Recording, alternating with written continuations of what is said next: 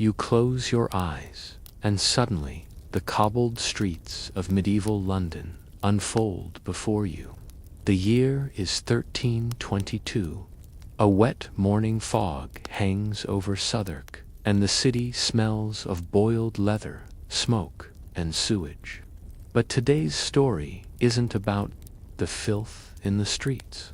It's about the filth feared beneath one's clothes. In a world where people owned fewer garments than fingers on their hands, linen specifically, underlinen, became a subject of increasing paranoia. And as we begin, you may wonder, why would the King's Council bother with laws about your underwear? Let's drift deeper into the folds of this forgotten legislation. In medieval England, linen was not meant to be seen. Worn closest to the skin, it absorbed sweat, soot, and sin. Most outer garments, tunics, surcoats, or dresses, were made of wool, often thick and scratchy. Linen, smooth and breathable, provided a crucial layer between the body and the world. But linen was also expensive, not dyed or decorated like outer garments, but prized for its whiteness and texture. Bleaching linen took enormous labor. The cleanest undergarments were often the surest sign of class. Hidden wealth, visible only in hints at the collar or cuff. In 1322, King Edward II's advisors drafted a curious edict regulating how much underlinen a person could own and wear, aimed at servants, lower merchants, and common laborers. The statute limited under-tunics to 1 per fortnight and discouraged fine bleached linen altogether. The stated purpose, to prevent vanities that tempt sin. But was it about virtue or visibility? When a stable boy wore fresh linen more often than his station allowed, whispers began. Was he stealing? Visiting a noble lady, pretending to be gentry? Linen, while invisible to the casual observer, became a secret stage for social mimicry. The 14th century witnessed the rise of the urban middle class, cloth merchants, blacksmiths, and apothecaries who made real money but lacked noble birth. With that money, they bought things they were not supposed to have. The laws didn't only stop at linen ownership. They dictated how often one could wash it. Some municipalities fined women for hanging too many linens on the line, believing that frequent laundering implied vanity or immodesty. Consider the quiet rebellion of a merchant's daughter. She wears a freshly pressed chemise every Sunday, causing raised eyebrows in church. Soon, the bishop begins a sermon on the false whiteness of the sinful.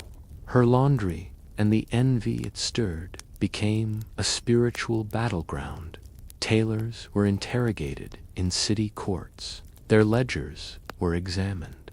Had they supplied too much fine linen to non-nobles? Had they sold French bleached cloth to common women? A tailor in Westminster was fined for altering undertunics to include excessive hem lace, making them visible at the ankle. He was not accused of theft or fraud, but of encouraging moral decay through needlework. Some tailors began hiding their records or marking them with symbols instead of names, enzas instead of names, of resistance in ink and cloth. For peasants, the laws were less about what they wore and more about what they couldn't afford. In village courts, punishments were creative. A farmer caught wearing a bleached shirt was forced to publicly dirty it in front of the local clergy. He scrubbed the shirt in dung water and wore it wet through market day. These laws didn't affect the nobility. Their garments were imported from Flanders, their linens made of near-transparent batiste. It was always the lower classes who were punished for cleanliness. The contradiction is glaring. The poor were blamed for being too dirty and then punished for appearing to clean. As the sun sets over this regulation-obsessed society, the city of London sleeps beneath woolen cloaks. A laundress wipes her cracked hands. A tailor hides a client's hem measurements in the folds of a ledger. And a young boy, wearing a shirt too white for his class, wonders why looking clean feels so dangerous.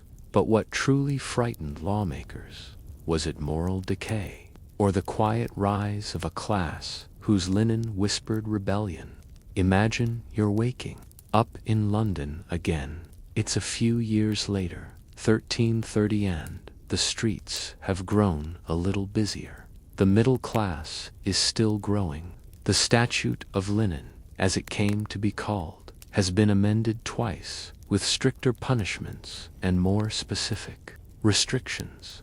But linen hasn't disappeared. Quite the opposite. In a world without written status, clothing became a silent dialect, and linen was grammar. A white collar peeking from a woolen tunic didn't just mean you were clean. It meant you knew how to care for something clean.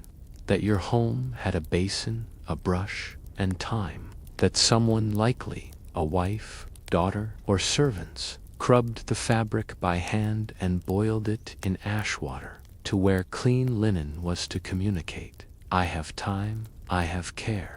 I am above dirt, above haste. That message was too loud for the ruling class to ignore.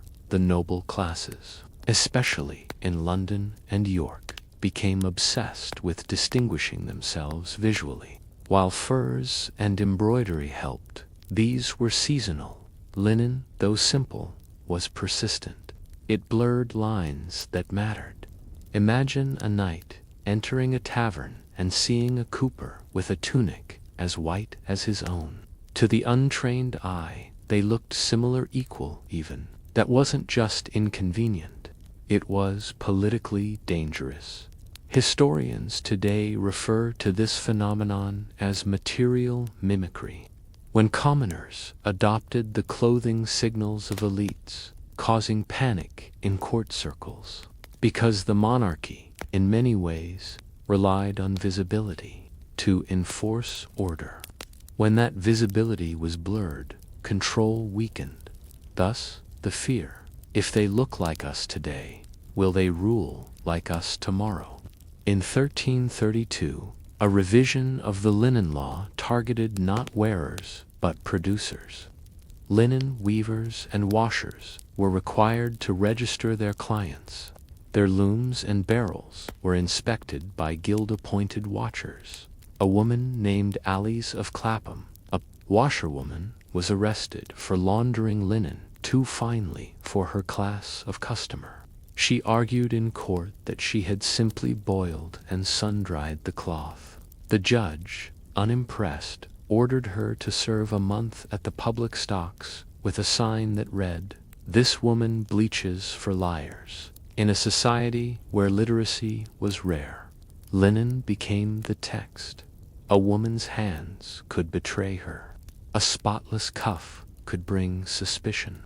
The whiter your garment, the darker the assumptions about how you came to afford it. Predictably, as with all restrictions, a black market formed in the alleys behind Cheapside. Off-duty tailors met with merchants under moonlight. They traded illegal Flemish linen, renowned for its softness and brightness. The cloth was hidden in barrels, marked eels, or bundled with salted fish. Smugglers even invented new techniques to disguise fine linen, rubbing it in soot to pass inspections, then selling special powders to restore its brightness at home. There were code phrases whispered in these transactions. Does it breathe? Is it real linen? Was it born in Bruges? Is it Flemish weave? Has it seen the sky? Has it been bleached outdoors? These exchanges were not dramatic cloak-and-dagger affairs. They were slow, cautious, quiet. much like the society that feared them. An odd wrinkle in the law emerged by 1340. Elderly citizens, especially widows, were exempt from many linen restrictions. Lawmakers considered them beyond temptation, believing they no longer sought to attract or climb socially. This exemption led to a quiet but impactful rebellion. Younger women began borrowing garments from their elder relatives. A popular trend emerged, wearing linen slightly yellowed or softened from age, widow's white as a loophole. It showed one had access to quality linen without appearing vain. This quiet trend frustrated city officials, but no laws were made to stop it. Grief, it seemed, was still a sanctioned garment. In monasteries, linen was deeply symbolic. Monks wore it under wool, just as commoners did. But for monks, linen represented purity of soul. The church grew suspicious of the lay population wearing white undergarments so pristinely. If linen was sacred, shouldn't it be hidden, unseen? A bishop in Canterbury once wrote, "When the masses parade their undercloth, they mock heaven, for linen, closest to the skin, must be closest to God." Thus, preachers began condemning visible cleanliness. Sermons targeted women who adjusted collars, or young men who rolled up sleeves in the summer heat, exposing linen, and by extension, pride. But what if pride wasn't the sin? What if it was survival? The city winds down again. A candle burns. In a merchant's window, a young wife irons a shirt with a hot stone, knowing it must be hidden beneath her husband's tunic. Somewhere, a tailor rubs ash into a bleached hem before passing it off as legal. The laws haven't stopped linen, they've only changed who controls it. So the question remains, when the most invisible fabric became the most powerful symbol, who truly held the threads of power? By the year 1349, the world had changed. The Black Death had arrived. Entire families were gone. Fields were empty. Markets were quiet. Yet clothing still mattered. Once a secret fabric of the devout and the elite took on new meaning in the shadow of plague. With death so close, cleanliness was no longer about class. It was about survival. And so, quietly, the linen laws began to unravel. Doctors, such as they were, began to believe that white cloth might repel disease. Some claimed unbleached wool carried bad airs, while sun-bleached linen invited God's light. This unscientific belief led to a surge in demand for clean, white garments, especially for children and the sick. In towns, burial shrouds of rough wool were replaced against the law with smooth linen when families could afford it. What began as survival slowly became ritual, and rituals, as history often shows, are rarely undone by law. After the plague, labor was scarce. Those who survived found themselves with something rare: leverage. In 1351, King Edward III issued the Statute of Laborers, trying to force wages back down and maintain social hierarchy. But workers, now more mobile and independent, began asserting new forms of identity. And once again, linen played its part. You could identify a rising peasant not by gold, but by something subtler: how often they changed their undershirt. Traveling Thatcher from Kent might arrive at a new village wearing linen laundered 3 days prior. It was a message, one as clear as a contract.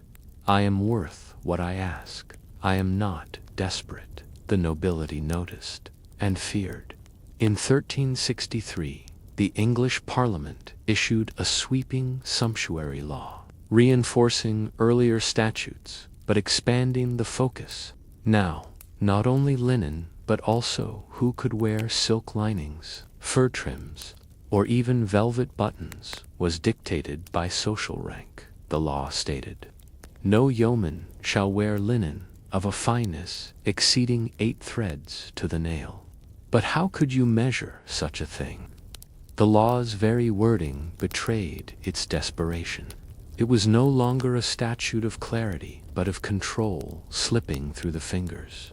This would become a pattern in English legal history, the attempt to quantify status through fabric, and fabric ever slippery. These were not aristocrats, and surprisingly, they won partial autonomy. Now those who made the fabric had a say in who could wear it, how it was taxed, but meaningful. Because when a weaver decided which client deserved the better bolt of linen, he wasn't just fulfilling a sale, he was redrawing the map of status in threads and inches throughout this entire narrative. It is the women largely unnamed who enforced, resisted, and redefined the linen rules. Mothers taught daughters how to wash linen with egg yolk and vinegar. Wives tracked laundry schedules to avoid suspicion. Widows traded linen tips with neighbors. Women's domestic knowledge became economic currency. Some widows even ran clandestine whitening houses, where linen was discreetly bleached and pressed for a fee. These weren't grand operations, just stone yards, sun exposure, and cauldrons, but they filled the gap the nobility couldn't reach. In time, these networks would become the backbone of local economies, especially as urban expansion brought laundering into formal markets. By the dawn of the 15th century, no one really obeyed the linen laws anymore. They still existed in parchment, in scrolls, in the memory of aging clerks, but enforcement dwindled. Too many people wore fine undergarments. Too many tailors lied on their ledgers. Too many priests saw cleanliness as divine. And so, like many deeply held restrictions in history, the linen laws didn't end with revolt or royal decree. They ended with collective disobedience, a silent shrug across generations. Picture it now. A boy in 1403 walks through the London fog wearing a clean linen shirt, his only one. He doesn't know the laws that once forbade it. He only knows his mother boiled it yesterday, and it smells faintly of lavender. And that's the legacy, not rebellion in banners, but resistance in routine. Because sometimes the most powerful revolutions are not loud. They're stitched quietly, washed with care, and worn beneath wool. So next time you fold a white shirt, think of the tailors fined for sewing lace, the weavers who hid bolts beneath salt fish, the widows who bleached fabric at dawn, and ask yourself, what other rules have we forgotten? Because someone dared to launder them into silence. It's the late 1400s, and the city is alive with trade, prayer, and pride. Here, wealth walks the streets like a parade, painted ceilings, golden chalices, velvet-draped bodies. But among all the finery lies something quieter, more dangerous, the fear of dressing above your place. Because in Florence and cities across Europe during the Renaissance, wearing the wrong kind of clothing wasn't just a fashion faux pas, it was a crime. Welcome to the world of sumptuary laws, legal codes that regulated everything from the width of your sleeves to the kind of fur on your collar. These weren't rules of etiquette. They were tools of power, punishment, and paranoia. And in Florence, they were enforced with a vengeance. Sumptuary laws derived from the Latin sumptus, meaning expensor laws that controlled consumption, specifically visible consumption. They told people what they could or couldn't wear based on their gender, class, marital status, and occupation. While these laws existed in ancient Rome, they returned in full force in medieval and Renaissance Europe, particularly in commercial centers like Florence, Venice, and Paris, where middle classes began to challenge the nobility with their rising wealth. Florentine law in the 15th century banned velvet or silk for unmarried women under 25, more than 3 rings on a man's hand, embroidery in gold or silver unless one was noble-born, pearls for anyone outside the highest guilds, sleeves longer than 36 inches for merchant wives, and yes, officials actually measured sleeves with rulers. Florence established an actual government bureau to enforce these rules. The officially done, the women's officials, their job to patrol the city and report women seen wearing clothing in excess of their husband's station. They worked closely with the officers of decency who managed enforcement for men. A tailor could be fined or imprisoned for cutting illegal silhouettes. A merchant's wife could be denounced anonymously by a neighbor for wearing forbidden lace. It was surveillance, but through seams, colors, and hem lengths. One famous case from 1472 tells us how these laws played out in daily life. Isabetta di Bartolo, wife of a moderately successful spice trader, attended a baptism wearing a gown with pearl-studded sleeves. Her neighbor, whose husband worked in the same guild, noticed the extra shimmer. She argued that the pearls were her mother's, but the sleeves had too many, violating the 8-pearl limit for merchant wives. She was fined the equivalent of 6 months of her household income. Her husband's guild reputation suffered, and her tailor was banned from practice for 2 years. A woman wore a dress to celebrate new life and was punished into near poverty. Tailors were often caught in the crossfire. They knew the rules, of course, but their clients pushed them to break them secretly, requesting extra fabric for sleeves or hidden linings of silk. When caught, it was often the tailor who faced punishment, not the client. In 1488, he was fined heavily, required to wear a wool robe with colpevel, guilty stitched across the back. Forbiddens from tailoring women's clothing for 3 years. Tailors developed secret codes in their ledgers, using symbols instead of names, or abbreviating illegal linings as BL for bianco, liscio, smooth white. The laws claimed to uphold modesty, but the reality was more complex. Florence, like many cities, feared social mobility. When the line between merchant and noble blurred, so did hierarchy. Clothing was the visual language of status, and these laws were about preserving clarity. A woman in fine velvet might be mistaken for a noble. A guildsman in gold rings might be assumed to have political clout. The government didn't want confusion, so rather than tax wealth, they taxed appearance. Of course, there were loopholes. Wealthy families could pay for sumptuary exemptions. These were called condot licenses that allowed specific garments or decorations. For a fee, a merchant could legally wear fur. For a larger fee, his daughter could attend weddings in silk. The system became a form of visible bribery. Those who followed the laws looked poor. Those who paid appeared rich.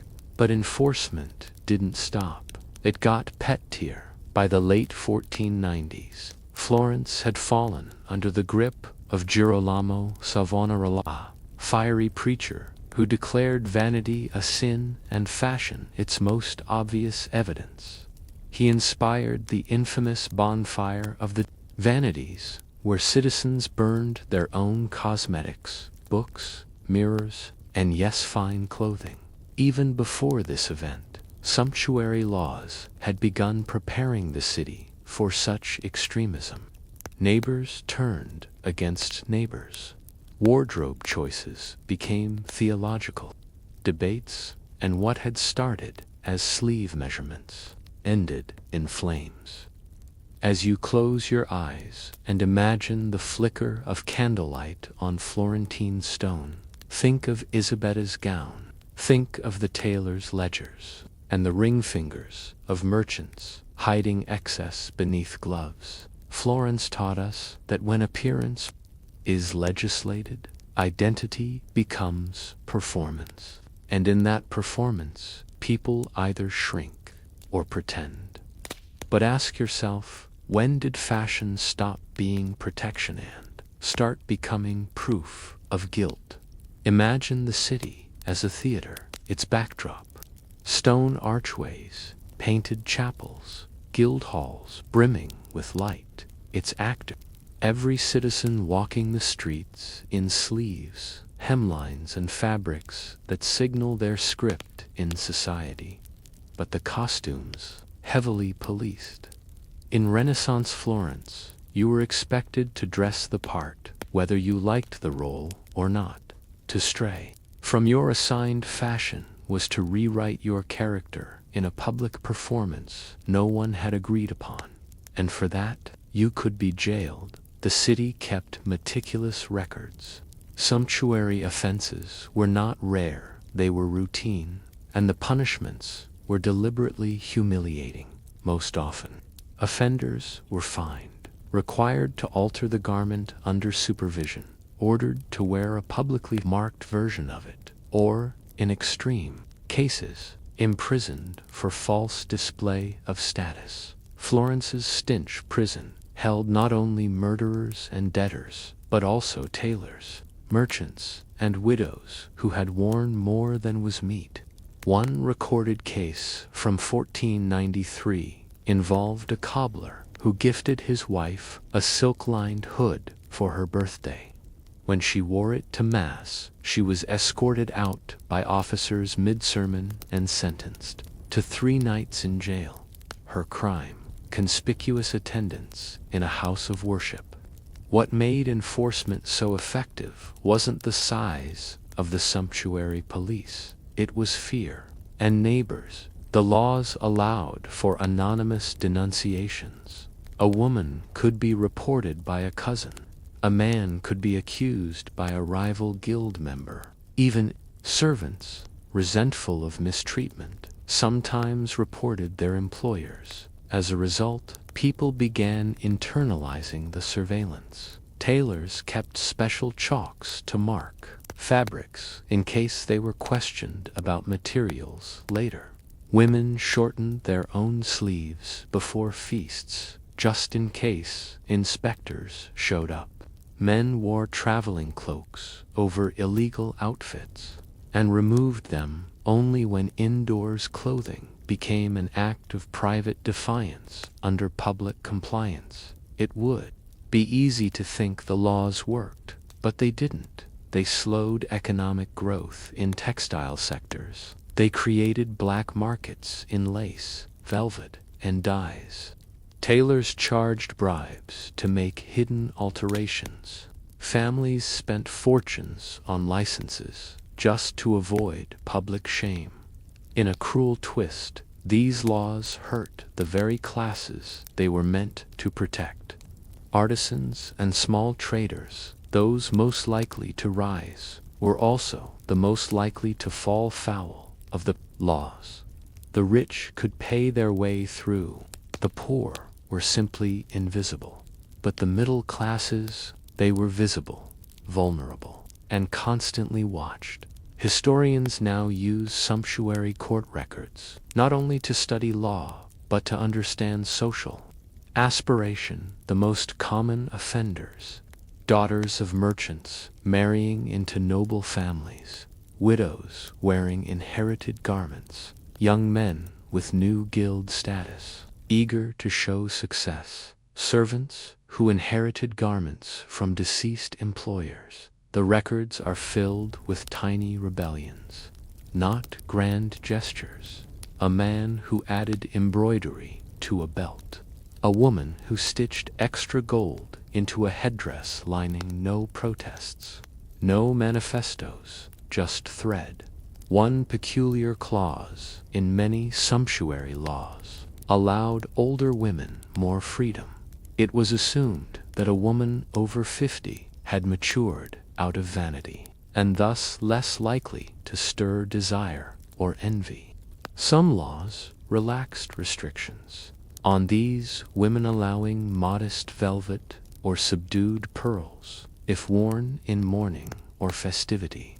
This led to a phenomenon historians call gray grace, where women in their 60s became the only class allowed. Fashion freedom.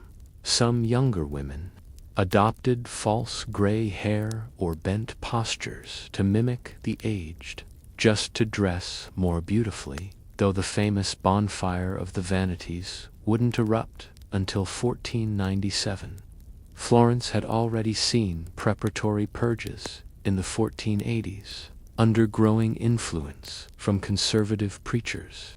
The sumptuary officers began confiscating garments directly from homes, ordering public sewing sessions, where illegal garments were stripped down in front of townspeople, auctioning off the confiscated materials, moronically, to nobles who could legally wear them.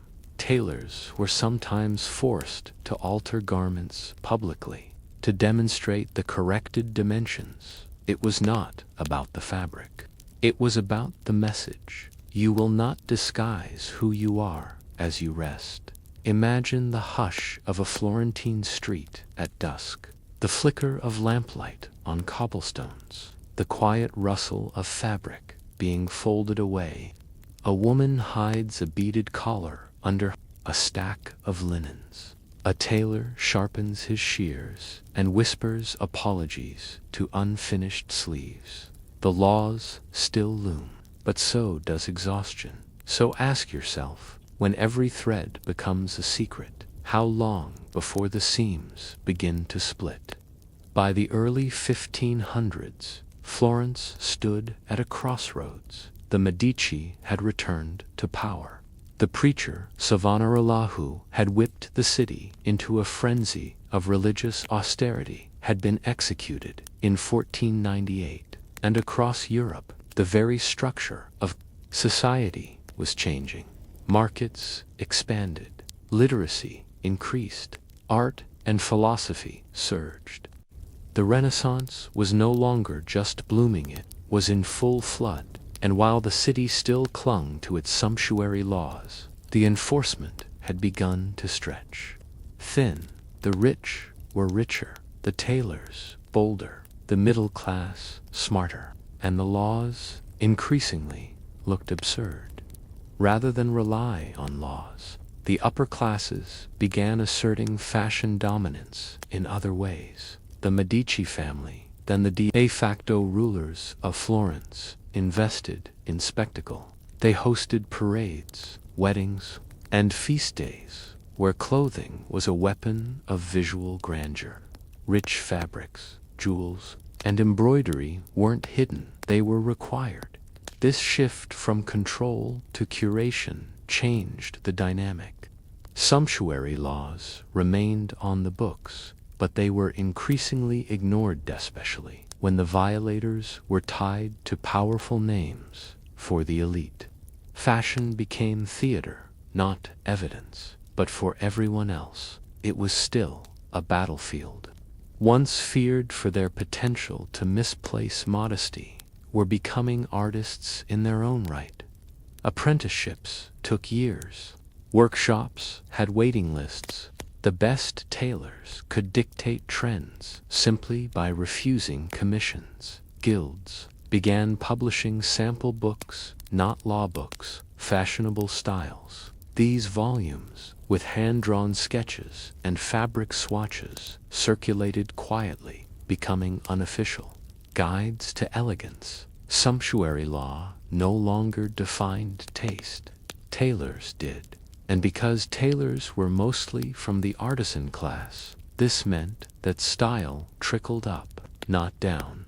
In 1521, Florence issued one of its final sumptuary edicts with real force.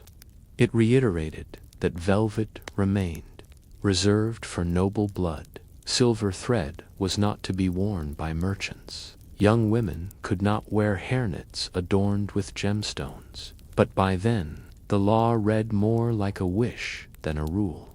Court records show few convictions after 1525. Inspectors became part-time. Fines went unpaid. Clerks stopped checking sleeve widths. Tailors were no longer interrogated.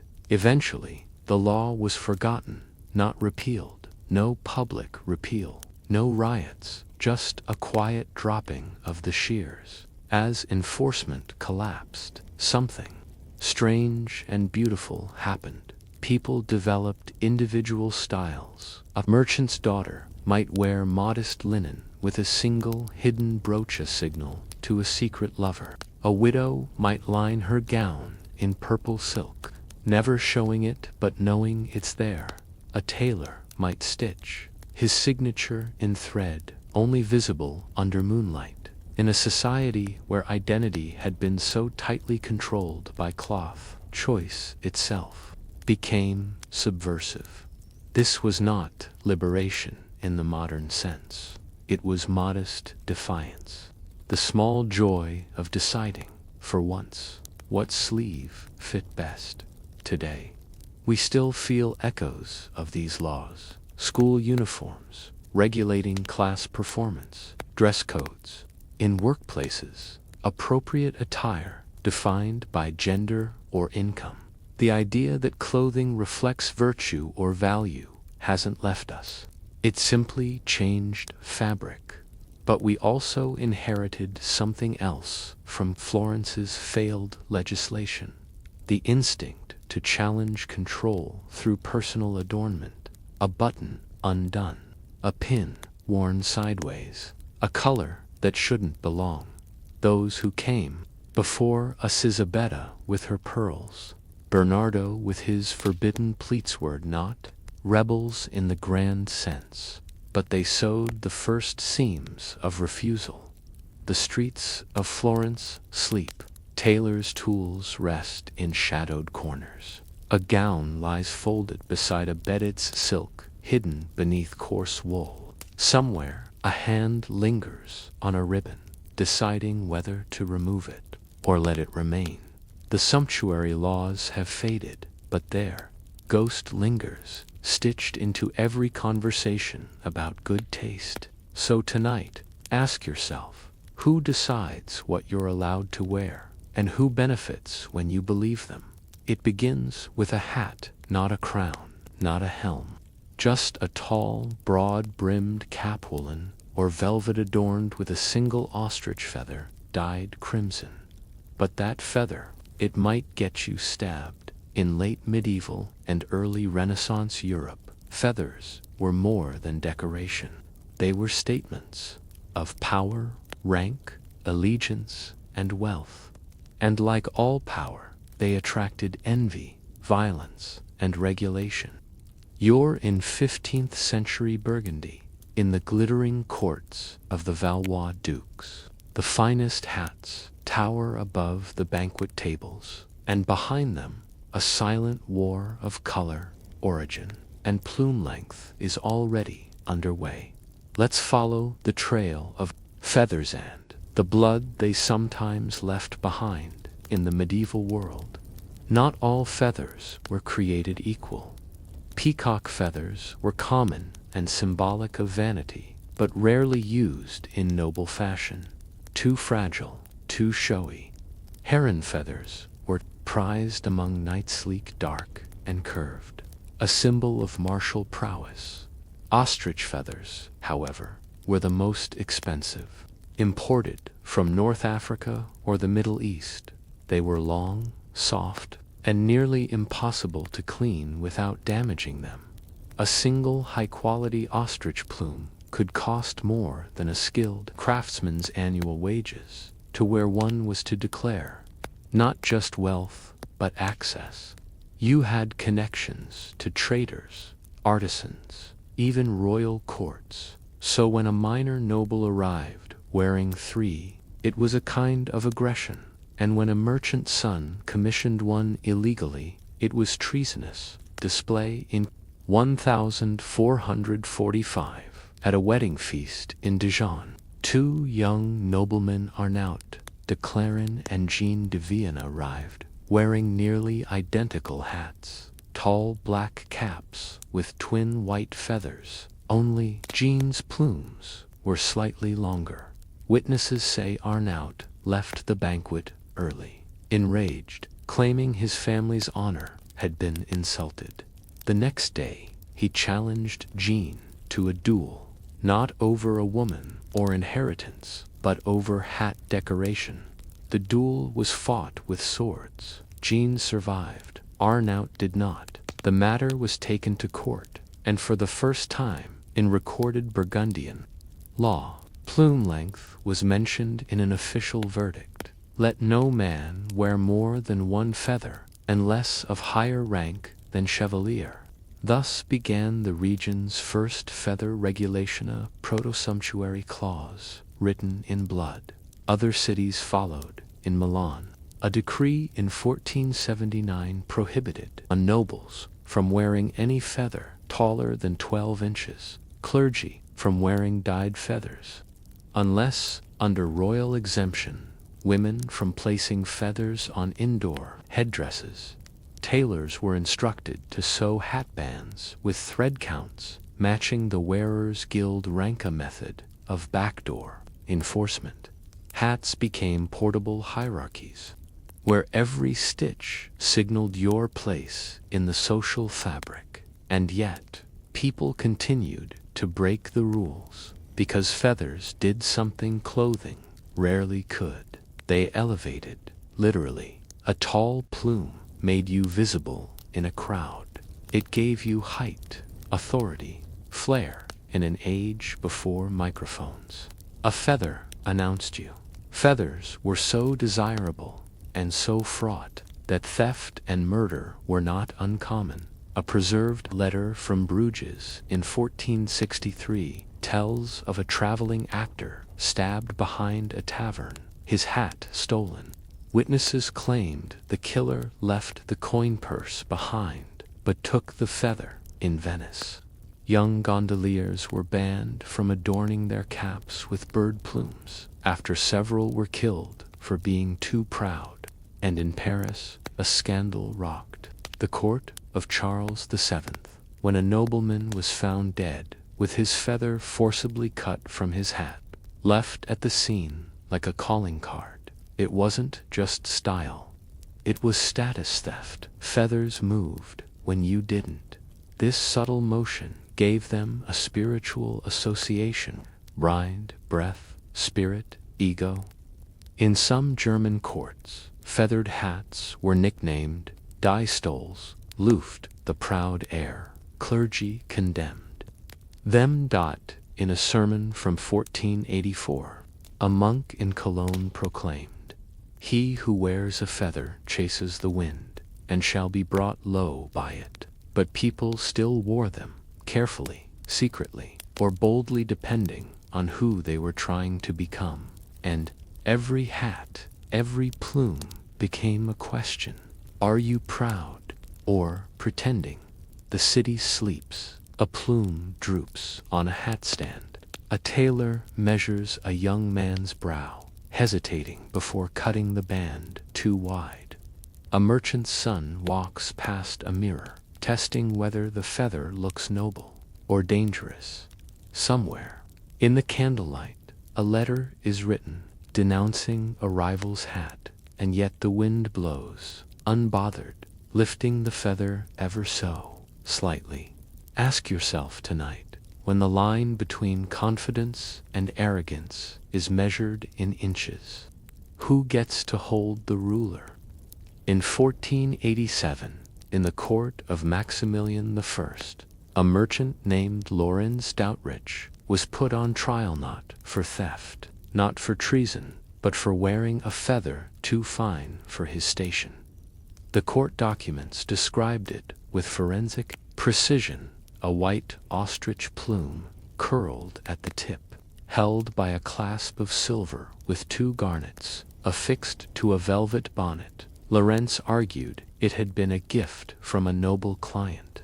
But the prosecution countered that the feather itself implied false rank, which in times of unrest could lead to public confusion and dangerous impressions of equality. He was fined, his hat confiscated, and banned from entering court functions for 5 years. The implication was clear: fashion could be fraud. The more feathers appeared in public, the more lawmakers tried to codify their use. In 1489, Venice issued a law stating, "Let no man wear a feather of foreign bird unless he has slain it himself, or has written permission from the Doge." A practical regulation. Hardly. It was a symbolic purification, an attempt to tie display back to deeds. Feathers, which once marked military valor, were now bought by wealth alone. The nobility, watching their symbols be adopted by merchants, tried to reinstate the link between feather and earned honor. This law triggered a peculiar consequence. Stories. Men began claiming they had killed the birds themselves. In taverns and markets, they recounted imaginary hunts in Egypt or Ethiopia. Some hired artists to paint scenes of imagined expeditions' feathers as fictions. Tailors even invented feather licenses, phone parchments declaring the origins of a plume style. Now demanded backstory. Truth optional. City officials realized something uncanny. Feathers were visible at distance. Unlike rings, brooches, or tunic linings, a plume could be spotted from across a plaza. This made it a perfect target for enforcement. In Nuremberg, patrolling constables were trained to recognize illegal plumes. Artists were hired to draw samples of band, feather types, color, curve, and length as part of official guides, like botanical sketches, but for fashion policing. The feather thus became a beacon of suspicion. Wear the wrong one, and a stranger might report you.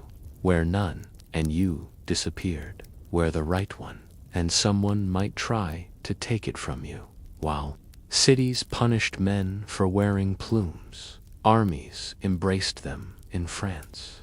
By the early 1500s, feathers were standard on cavalry helmets. A tall white or red plume marked an officer. Entire units were color-coded by feather blue for archers, green for scouts, crimson for elite guards. This created a bitter irony. A young man forbidden to wear a feather in his home city could die, wearing 6 on the battlefield only to return home and be fined for the same. One letter from a Florentine veteran reads, "They let us bleed with feathers, then shame us for bringing them back." The battlefield made plumes sacred. The city made them scandalous. Although most laws targeted male headwear, women were not immune.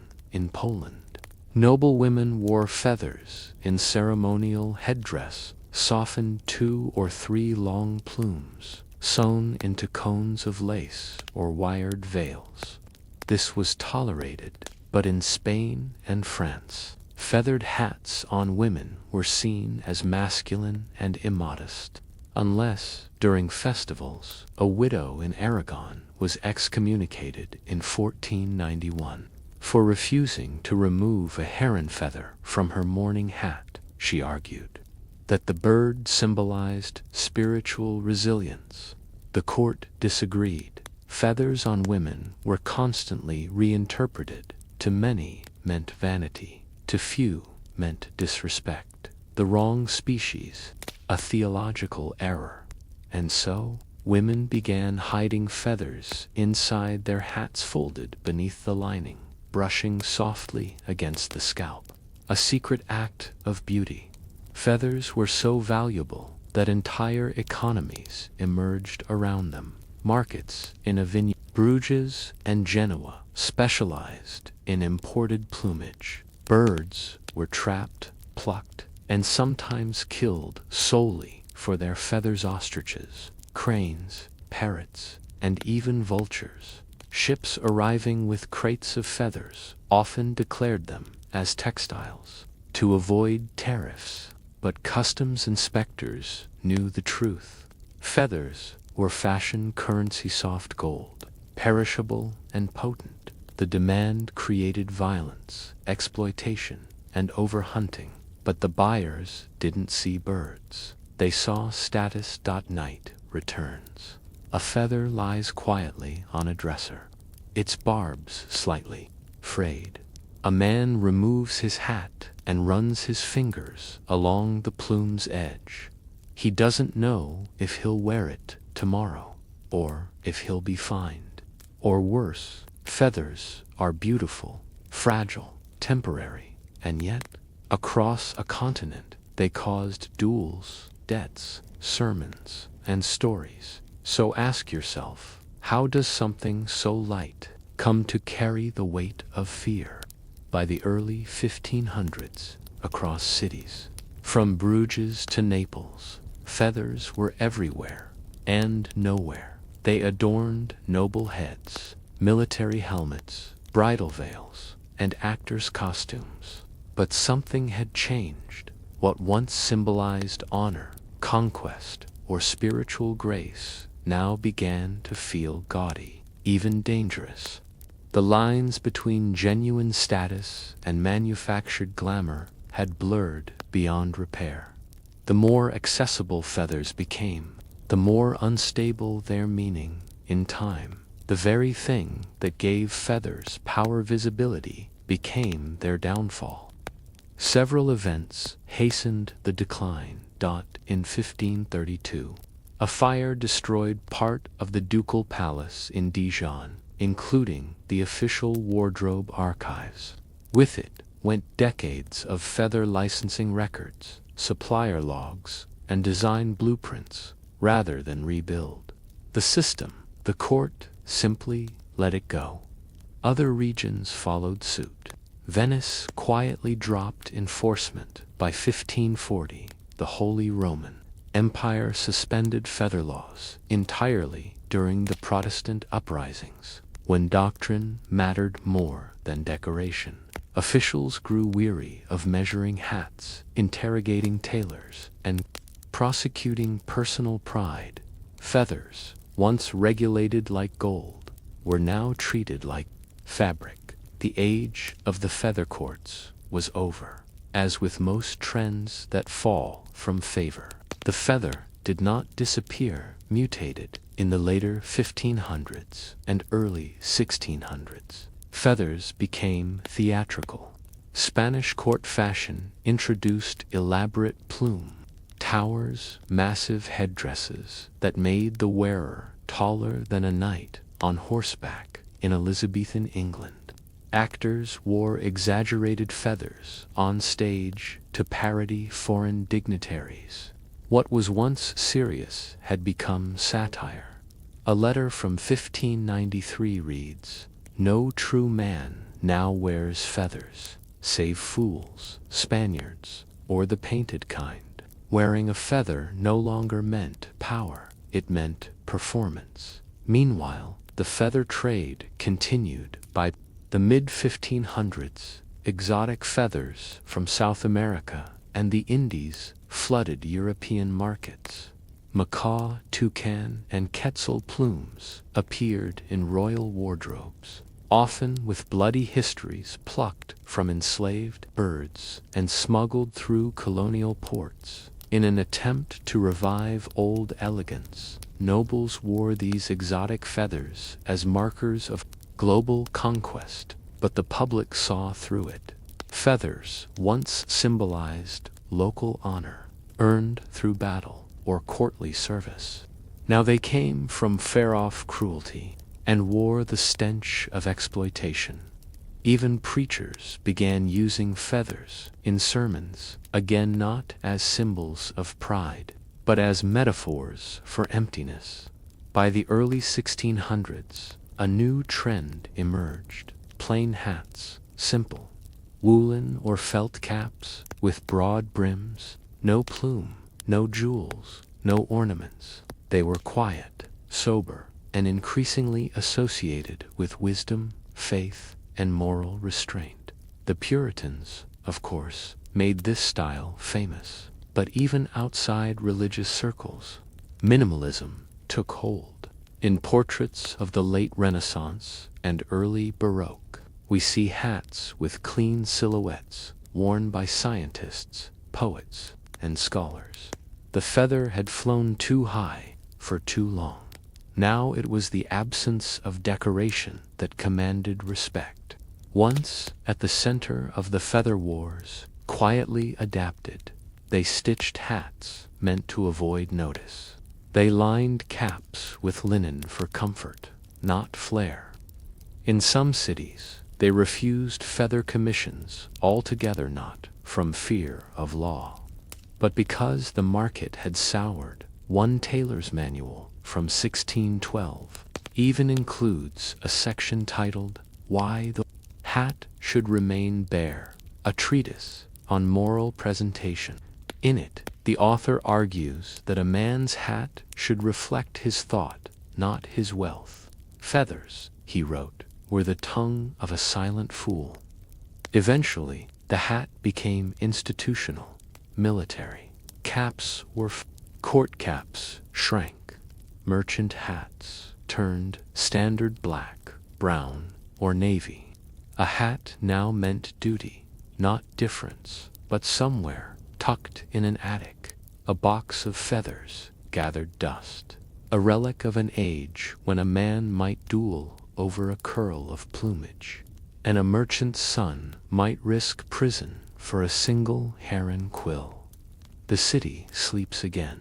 Somewhere in a tailor's old trunk, a faded white plume rests in silence. The velvet thread is gone, the pin rusted, but the shape remains. The curve, the softness, the memory. Feathers don't last, but the things they made us do, the laws we passed, the envy we nursed, the mirrors we feared linger in their absence. So, as you drift into sleep, ask yourself, what stories still live in the things we no longer wear?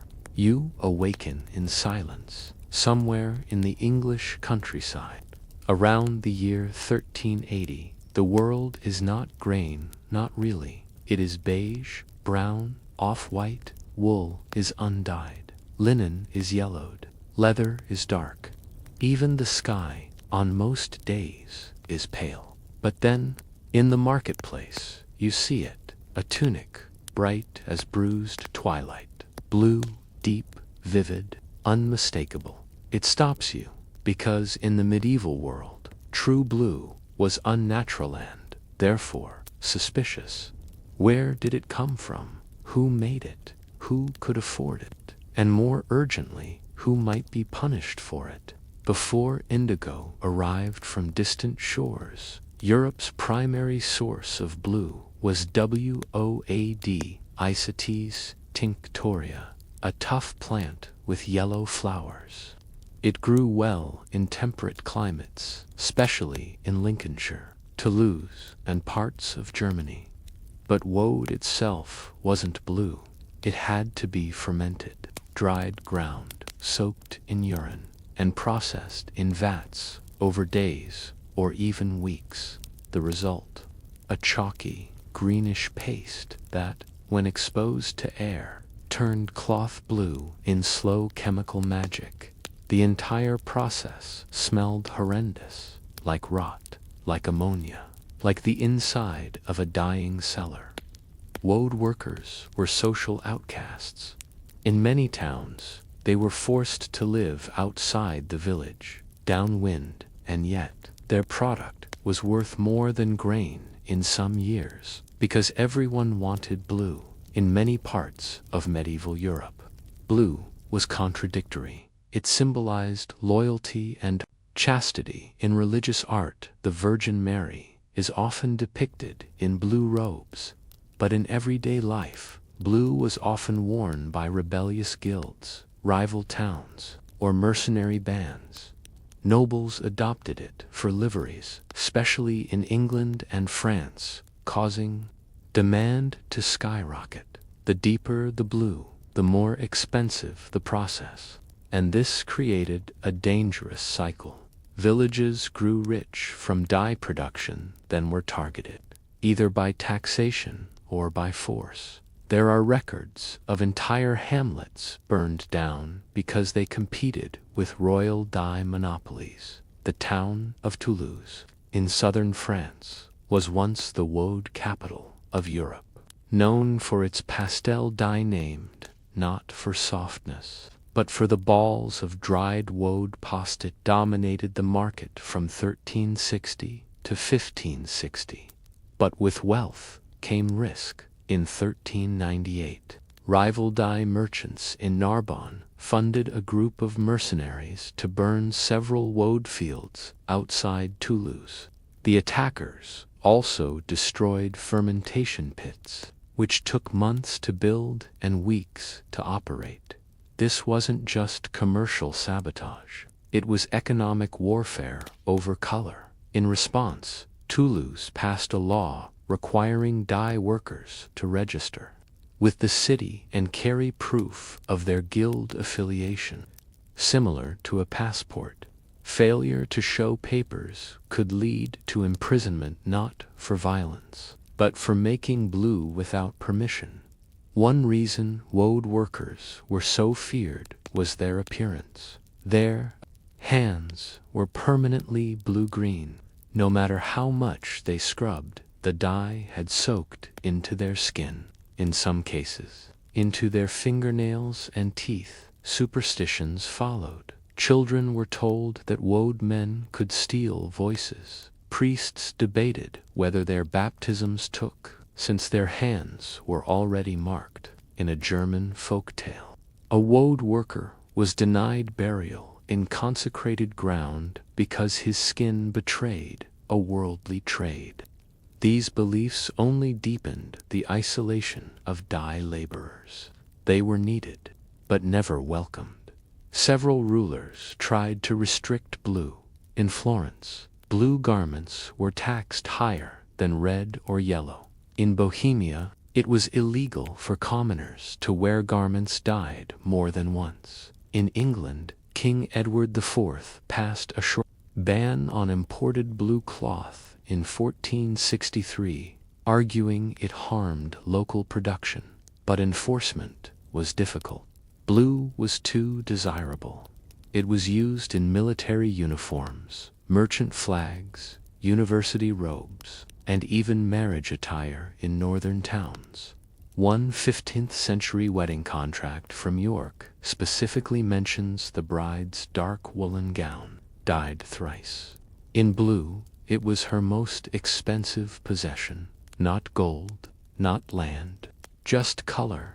By the late 1400s, a new threat emerged: indigo, imported through Venetian and Portuguese trade routes. Indigo came from India and the East Indies. It was richer, faster, and often cheaper, though tariffs made it inconsistent.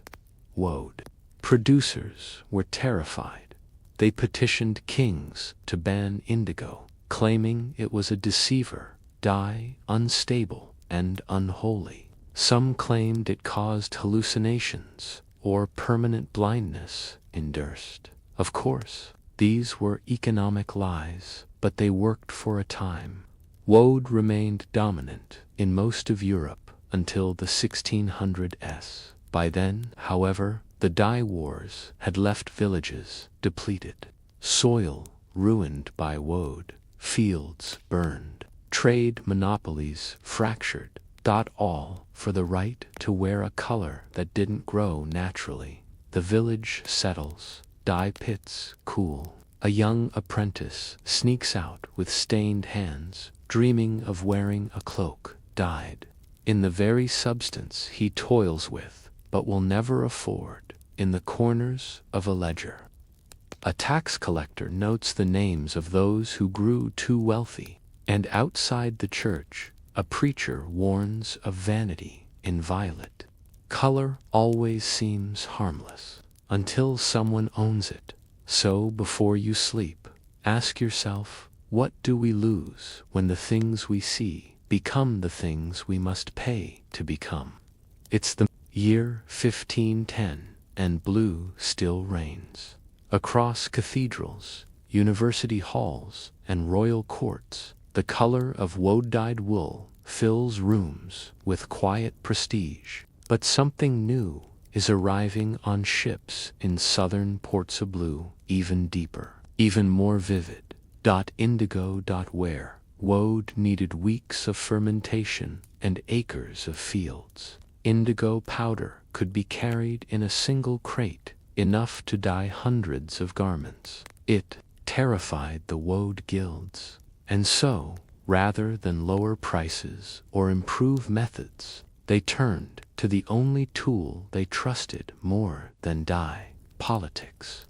In 1577, the Toulouse Guild of Dyers filed a formal complaint with the French monarchy, declaring indigo a false dye that rotted fabric, a foreign poison brought by unchristian merchants, a cause of moral decay among tailors who sought shortcuts. Within a year, indigo was banned in several French provinces. Other bans followed: Germany in 1577, England in 1581, Italy in selective city-states by 1590. The penalties were severe: fines, seizure of goods, and in some cases imprisonment for traders caught importing indigo under false labels.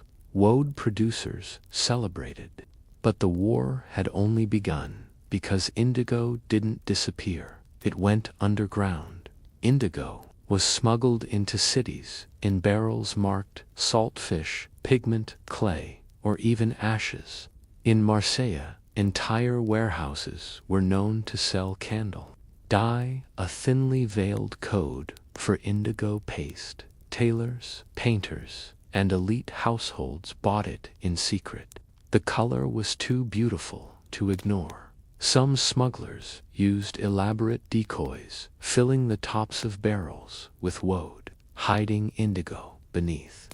Inspectors, often poorly paid, were easily bribed. In Rouen, a dyer named Etienne de Cons was caught with 3 barrels of smuggled indigo. He confessed only after 2 days in the stocks. His punishment: not death, not jail. He was forced to boil and ruin his own barrels in the town square, a spectacle of submission.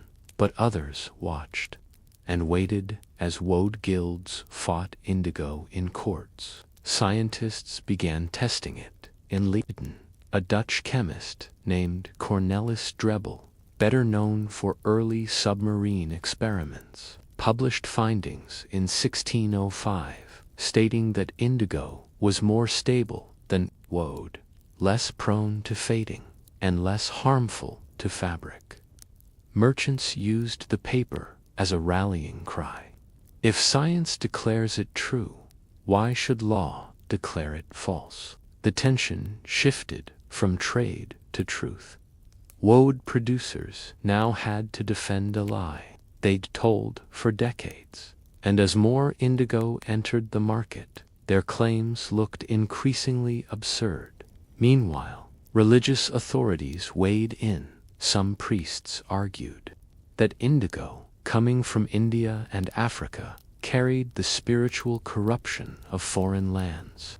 Others saw its unearthly depth as a divine gift. A bishop in Florence famously declared, If God did not wish us to wear his sky, he would not have hidden it in plants. They just wanted a cloak that wouldn't fade. Desperate, woad guilds tried everything, offering tax breaks for tailors using local dye, launching smear campaigns. One pamphlet in 1613 claimed indigo gave children nightmares, creating false blends mixing woad and indigo, then calling it refined pastel. But the truth was clear. The land was tired. Woad farming exhausted soil, required huge water supplies, and took enormous labor. Indigo, though distant and politically fraught, simply worked better. The economics were unrelenting. Towns that once thrived on blue began to shrink. A village near Toulouse lost half its population over 20 years as young men fled to cities. Where indigo was embraced, woad's monopoly was collapsing and it wasn't a war anymore, it was a surrender, and yet some still resisted. In Yorkshire, dyers began using woad again, but not for fashion. They used it for symbolism. They dyed funeral garments, rebellious flags, peasant union banners in that specific dull blue, making a political point. We remember where we came from. Blue was no longer about beauty, it was about memory. The dye pits are empty, the vats are cracked. A boy finds a scrap of blue wool in the dirt, its edges faded, but still soft. He doesn't know what it cost, who fought for it, or why his grandmother still whispers woad like a prayer. He only knows it's the color of the sky, and that someone tried to own it. So tonight, ask yourself, what happens when beauty becomes currency, and we forget the hands that once made it holy? By the late 1600s, the battles over blue were mostly forgotten, except by those who had lost them in the cities.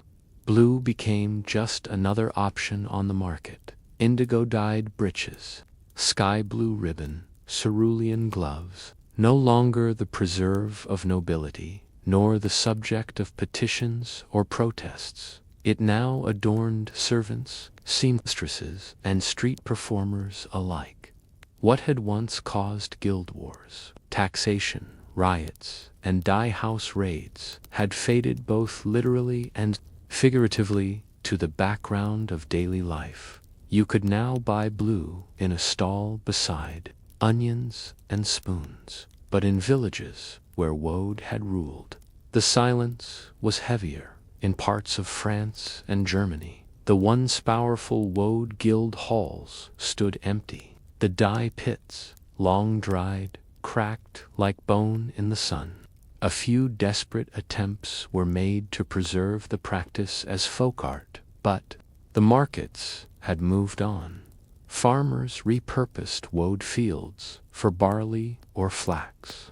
Children played in what used to be fermentation sheds, unaware of the labor their grandparents had endured just to make color from a plant. And yet, woad had left traces. Old well water, forever tinged green. Stone walls, stained where barrels once leaked. Parish records showing spikes in population and wealth during the woad boom and rapid collapse. After it was not just an industry, it had been a way of life, one that ended not with fire, but with fashion. In literature and art, the symbolism of blue began to shift. In Protestant Europe, blue came to represent modesty, steadiness, humility, no longer wealth or rebellion. In Catholic iconography, the Virgin's robes faded from ultramarine to softer, muted hues reflecting both artistic trends and economic limitations. In folk songs, woad was remembered in verses as something lost, something taken. They stole the blue from mother's hands and sold it to the sea. Now colors bloom where none were sown, but none were meant for me.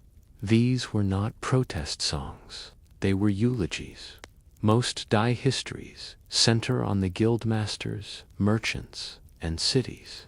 But many rural dye workers were women. They stirred the vats, they gathered the urine, they dried the cloth, they taught the next generation. When Woad died, their knowledge painfully earned wasn't recorded. A few fragments remain, herbal notebooks, with annotations on soaking times and urine acidity, folk remedies claiming Woad could soothe inflammation or ward off fever, marriage records, where the bride's dowry included 3 bolts of blue and a brass pot for brewing. Blue wasn't just a luxury, it was a dowry, a trade, a household secret, and when it vanished, so did a kind of domestic power. By 1700, indigo was dominant. Woad was nostalgic. Wealth flowed to the Dutch East India Company, British traders, and colonial plantations. Entire populations, especially in India, were forced into indigo farming under cruel systems. Like the Tinka Thiaware farmers had to dedicate portions of their land to a dye. They could not eat or sell freely.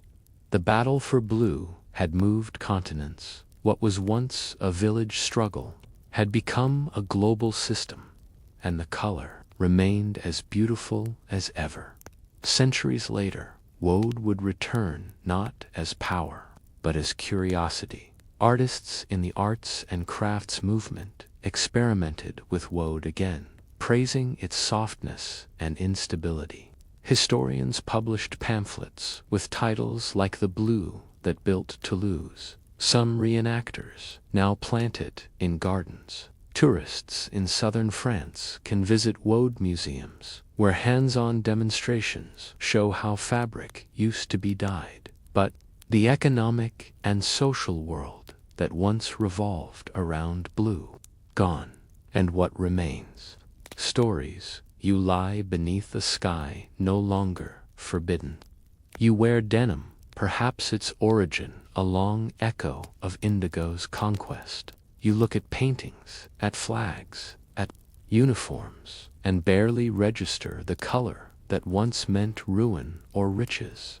We seldom think of color as history, but it is. And so, tonight, as the dark deepens around you, ask yourself, what other simple things, once precious, once fought over, once sacred, have we let fade into the background, without ever asking who paid for them? You are in 14th century Paris. Bells echo from Notre Dame. The Seine flows quietly past bridges clogged with carts. On the Rue Saint-Honore markets hum. But your attention is caught by a shop barely wider than a doorway. A seamstress works there. No sign, no display, just a needle glinting in candlelight. She stitches without rest hems, sleeves, bodices, laces. Her clients come early and discreet. They leave changed, both in posture and pride. But in this society, she is not admired, she is feared, because in the late Middle Ages, as clothing began to change, those who made it, especially women, were blamed for what it caused. Medieval Europe was rigid in gender roles. Men commissioned clothing, women made it, and if the final product caused envy, lust, or scandal, it was the woman behind the needle who was whispered about. Sermons began referencing the temptress with the thimble, not the women who wore fine clothes, but the ones who had sewn them. Why? Because their skill gave form to vanity. They had the power to shape the body, to flatter the waist, lift the bust, exaggerate the silhouette. Even though they were often poorly paid, working in cramped quarters, they were seen as the source of female pride and male temptation. Records from Paris, Ghent, and Florence revealed that seamstresses were summoned to court more often than tailors, not for theft or fraud, but for encouraging moral corruption. One 1374 case in Dijon involved a seamstress named Marie Laguille, Marie the Needle. She was accused of altering the gowns of merchant wives to fit more snugly, making them immodestly modern. Her defense: I sew what is asked of me. She was fined and forbidden from working for unmarried women for 2 years. Tailors who made armor or men's tunics rarely faced such scrutiny, but for women in fabric, the assumption was that they whispered rebellion through thread. Some cities tried to regulate seamstresses by limiting their access to certain materials. In Florence, only male tailors could cut velvet or brocade. In Paris, women were banned from measuring clients alone, especially in the upper body. In Seville, seamstresses could not take work home without a guild chaperone's approval.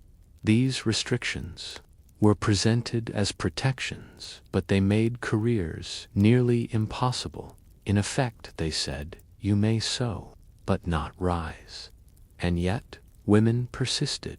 The most successful seamstresses did not follow these rules. They created discreet networks of wealthy clients who bypassed guild regulations. Daughters of dukes, wives of bishops, women with coin and secrets. They paid in gold, not coin.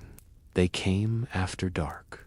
They wanted corsets tighter, skirts fuller, gowns copied from foreign cities. Seamstresses became silent witnesses to changing bodies, changing tastes, changing politics, and they began to pass down underground knowledge: where to hide reinforcement, how to make a dress breathable under scrutiny, how to use color legally but suggest more. This was fashion as code. A gown could not speak, but it could suggest, and the women behind the seams knew every language it whispered in. Seamstresses walked a fine line: too good, and they were envied; too independent, and they were accused; too poor, and they were disposable. Some were rumored to be witches. Others were blamed for causing affairs by making women appear more than they are. A tailor was seen as a craftsman, a seamstress, a sorceress of silhouette. In a London court in 1402, a woman named Alice Threadgold was accused not of adultery, but of encouraging temptation by shaping lust into lace.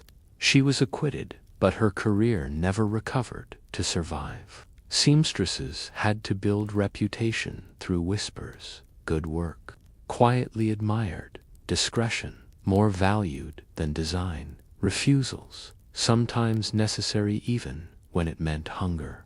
One Florentine diary records a seamstress who refused to sew a revealing bodice for a noblewoman's daughter, fearing the sin would return to my own house. The next week, her shop was closed by city inspectors. The dress had been sewn elsewhere, but the punishment came to her. You close your eyes now.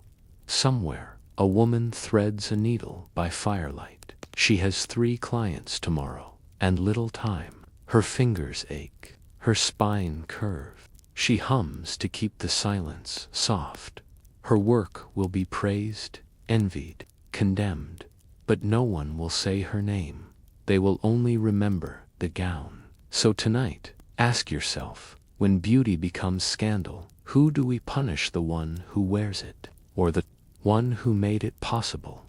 By the 15th century, most major cities in Europe had formal tailoring guilds, but these guilds were dominated by men masters, journeymen, and apprentices, with rules that excluded women outright or relegated them to subordinate roles. In Paris, women could not earn the title of mater, tailleur, master tailor. In Milan, they were not allowed to own a tailoring shop unless widowed. In London, female tailors were required to attach their husband's or father's name to their license, and yet women continued to work, often from home or in small groups. Seams operated outside the guild structure, which made them both vulnerable and incredibly difficult to control. They became the gray market of fashion and licensed, unregulated, but indispensable. While men tailored doublets and ceremonial robes, women handled what many considered beneath male concern: petticoats, wedding shifts, maternity gowns, burial shrouds. In this, they shaped the most intimate garments of life, those that touched the skin, carried grief, concealed change, or celebrated fertility. Some clerics described the seamstress's work as too close to the body, a veiled accusation of intimacy, even impropriety. But that closeness also gave women quiet power. They knew what no one else did: the noblewoman's first pregnancy, the widow's second marriage, the bruises beneath a bodice too tightly stitched. They saw everything and said nothing, contrary to their reputation as inciters of vanity. Many seamstresses prioritized practical tailoring. Extra seams to allow for pregnancy or illness, panels that could be removed and reused, bodices designed to tighten or loosen discreetly over time. These were garments meant to last, not provoke. But as the Renaissance dawned, fashion accelerated.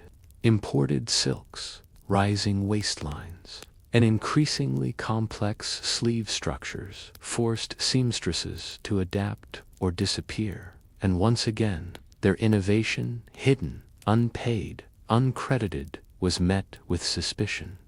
Interestingly, widows held a unique position in the clothing trades. Unmarried women were restricted. Married women worked under their husbands' names, but widows, they could inherit workshops, employ others, and even contract with aristocratic clients. This loophole led to the rise of widow seamstresses, many of whom became essential parts of urban economies. Some wore black not just for mourning, but as a shield. It was respectable, untouchable, and legal. These women were quietly powerful, balancing piety and professionalism with skill honed over decades. A 1487 record from Bruges lists a widow named Johanna de Pin as earning more in 1 month than a male tailor did in 6. She made wedding gowns for merchant daughters, embroidered altar cloths, and managed 3 apprentices. But even she wasn't immune. Her name appears later in a sermon about female arrogance and the stitching of sin. No matter how successful they became, seamstresses always carried the stain of suspicion. In some regions, particularly in rural France, Germany, and northern Italy, seamstresses were suspected of witchcraft. Why? Because they worked late into the night. By candlelight, they often chanted or hummed. While sewing, they pricked their fingers and bled into fabric. They made women appear different. All of these things, in a deeply religious society, seemed unnatural. Some believed seamstresses could sew spells into hems or curse rivals through laced corsets. Others believed that a woman who altered a nobleman's sleeves to slim was attempting to sabotage his masculinity. These were absurd fears, but they were real and deadly. In 1520, a seamstress in Nuremberg was burned after being accused of causing a merchant's impotence through tailored treachery. She had done nothing except fit his wife's dress to combat gossip and fear. Seamstresses developed a quiet code: never touch a client unnecessarily, Never work alone with men. Never discuss alterations with others. Always return scraps. Always and still. Their reputations hung by a thread, but a skilled seamstress was still sought after, especially in times of transition marriages, births, funerals, and wars. Their names might not appear in church records, but their stitches are still visible in museum collections, in faded garments, in invisible seams that held generations together.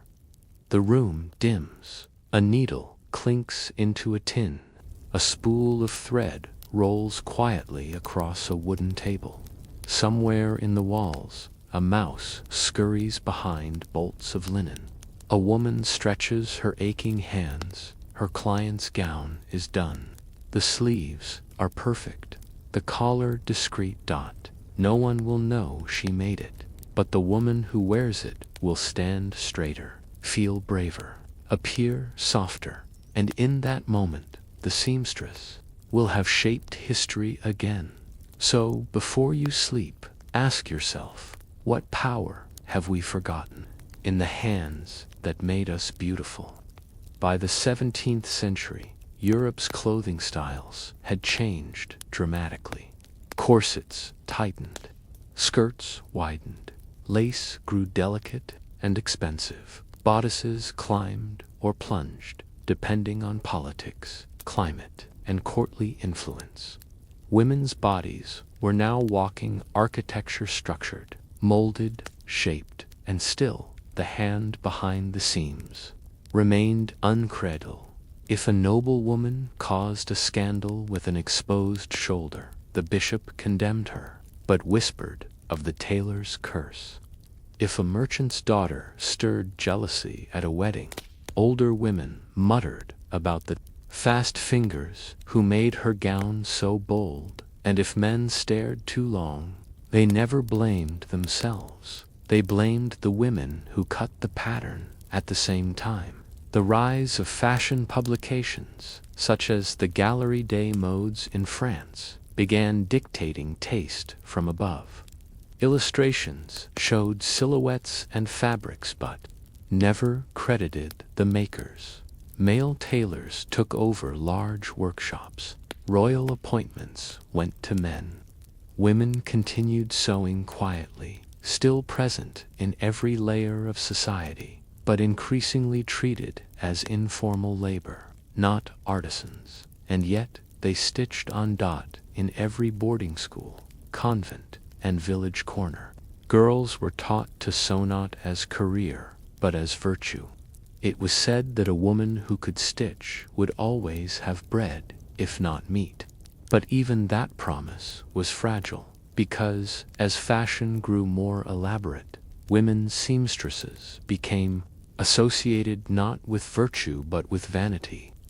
And virtue, once stitched, was now measured in inches of lace in the opulent courts of Louis XIV, Marie Antoinette, and the Spanish Habsburgs. Clothing became spectacle. Seamstresses, the ones actually constructing garments, were pushed to the back rooms. The names remembered today are designers, Rose Burton, Madame Rainbow Worth, and Paquin.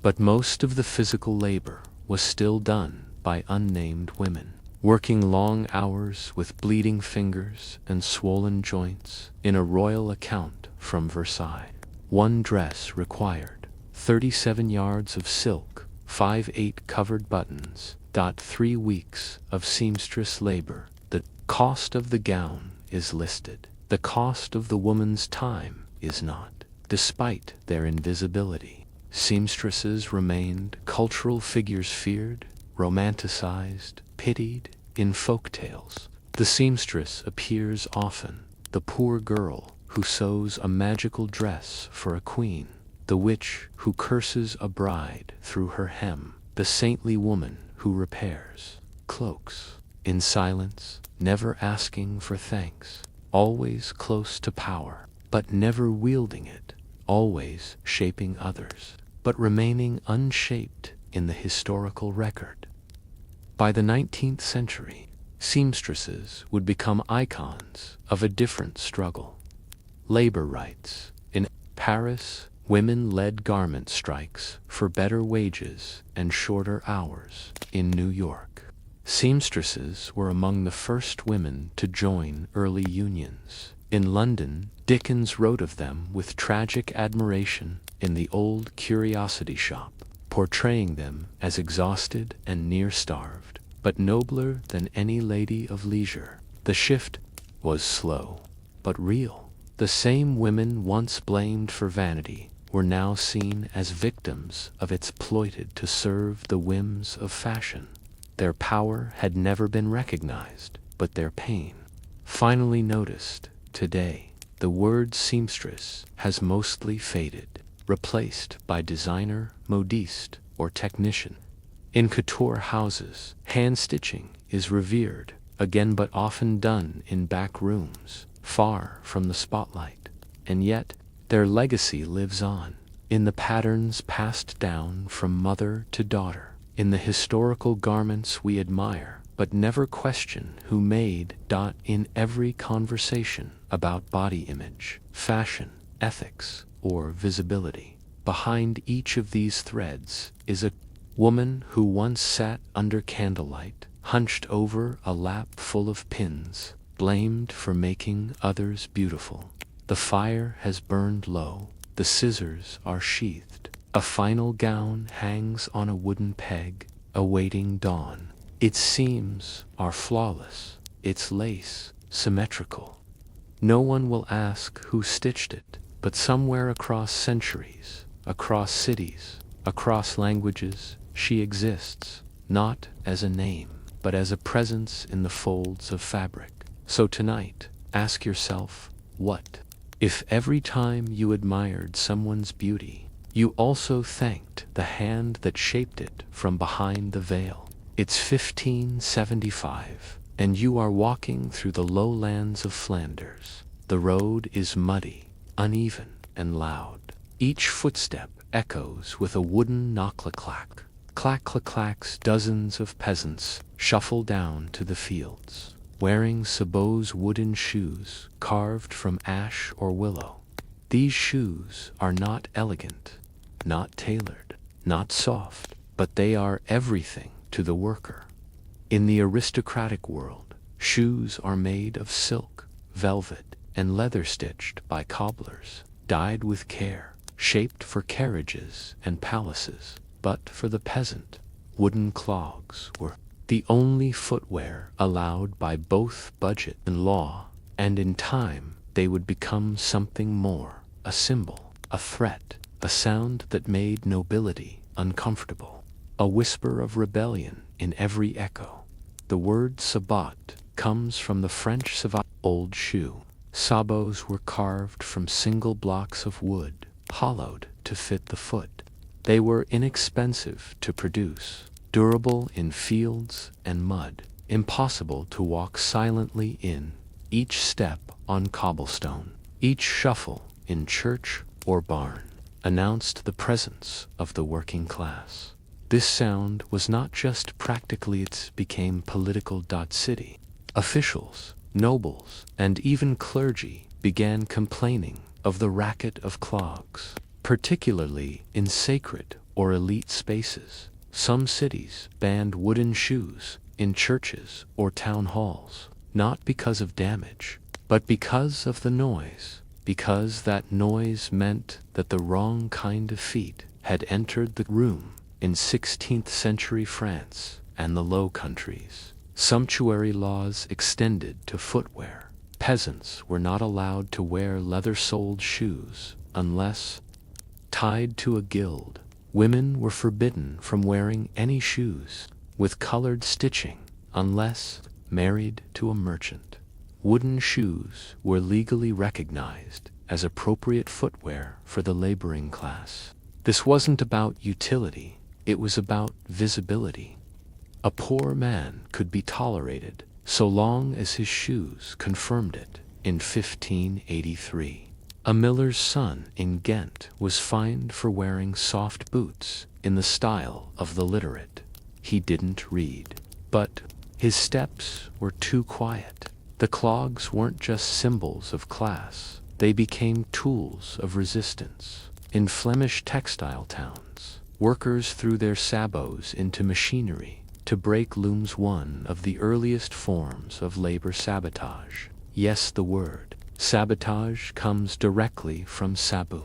In France, striking farmers would line their sabots on church steps, a silent act of refusal, of absence. During harvest boycotts, peasants refused to wear their sabots at all, walking barefoot through towns to visibly demonstrate poverty and shame local lords. Each act was simple, quiet, embodied, and yet, in a world where obedience was supposed to be silent, the clack of rebellion became unbearable. By the early 1600s, reports began surfacing in noble correspondence about the fear of clog mobs, groups of peasants gathered in the street, the sound of wooden shoes louder than their voices. In Bruges, guards were stationed outside city gates during harvest season to monitor wooden-footed gatherings. In Lille, a bishop asked that clergy homes be built without cobblestone near the entrance, lest the sound of clogs disturb the Virgin's peace. In rural France, some lords began demanding their servants remove sabots before entering the manor, not for cleanliness but for silence. The shoes had become a sonic threat. You didn't need a speech. You didn't need a sword. You just needed enough people to walk together. But sabots were not romantic objects. They were hard, crude, often painful, worn without socks. They caused cracked heels, blisters, and infection. Poorly carved pears could split after days of wet work. In winter, wooden shoes froze, trapping feet in ice. In summer, they burned against sun-heated roads. Still, they were cheaper to replace than leather, and they required no cobbler. Many families carved their own, passing down patterns like recipes. Mothers taught daughters how to pad the inside with wool. Fathers told sons how to sand down the arch for comfort. Every peasant knew the sound of their family's feet. Attempts to ban sabots outright always failed. In 1586, a Flemish town passed a law requiring all public market sellers to wear acceptable shoes, leather. The result? A riot. The law was quietly repealed within 2 weeks. In Germany, wooden shoes were temporarily outlawed near Protestant churches due to disruptive clatter. But the ban led to barefoot protests and, in winter, amputations from frostbite. Governments realized something simple. You could ban the clog, but you couldn't ban the need for it, and you definitely couldn't ban the noise. The sun sets behind the hayfields. The last workers trudge home, their sabots scraping against stone. A child kicks his off, bruised feet steaming in the cold. A woman oils the soles, already cracked from rain. The shoes are ugly, painful, loud, but they are theirs. And somewhere, a lord lies awake, wondering if that sound outside is just passing footsteps or a gathering storm. So tonight, ask yourself, when power is measured in silence, what happens when the poor decide to walk loudly? By the early 1600s, Europe was shifting. The rise of mechanized looms and new textile guilds created pressure on rural workers. Where once entire families spun and wove at home, now workshops churned out cloth in bulk. And the peasants, they were losing their livelihoods, so they turned to the shoes on their feet. Workers began throwing their sabots into loom machinery, breaking gears, halting production.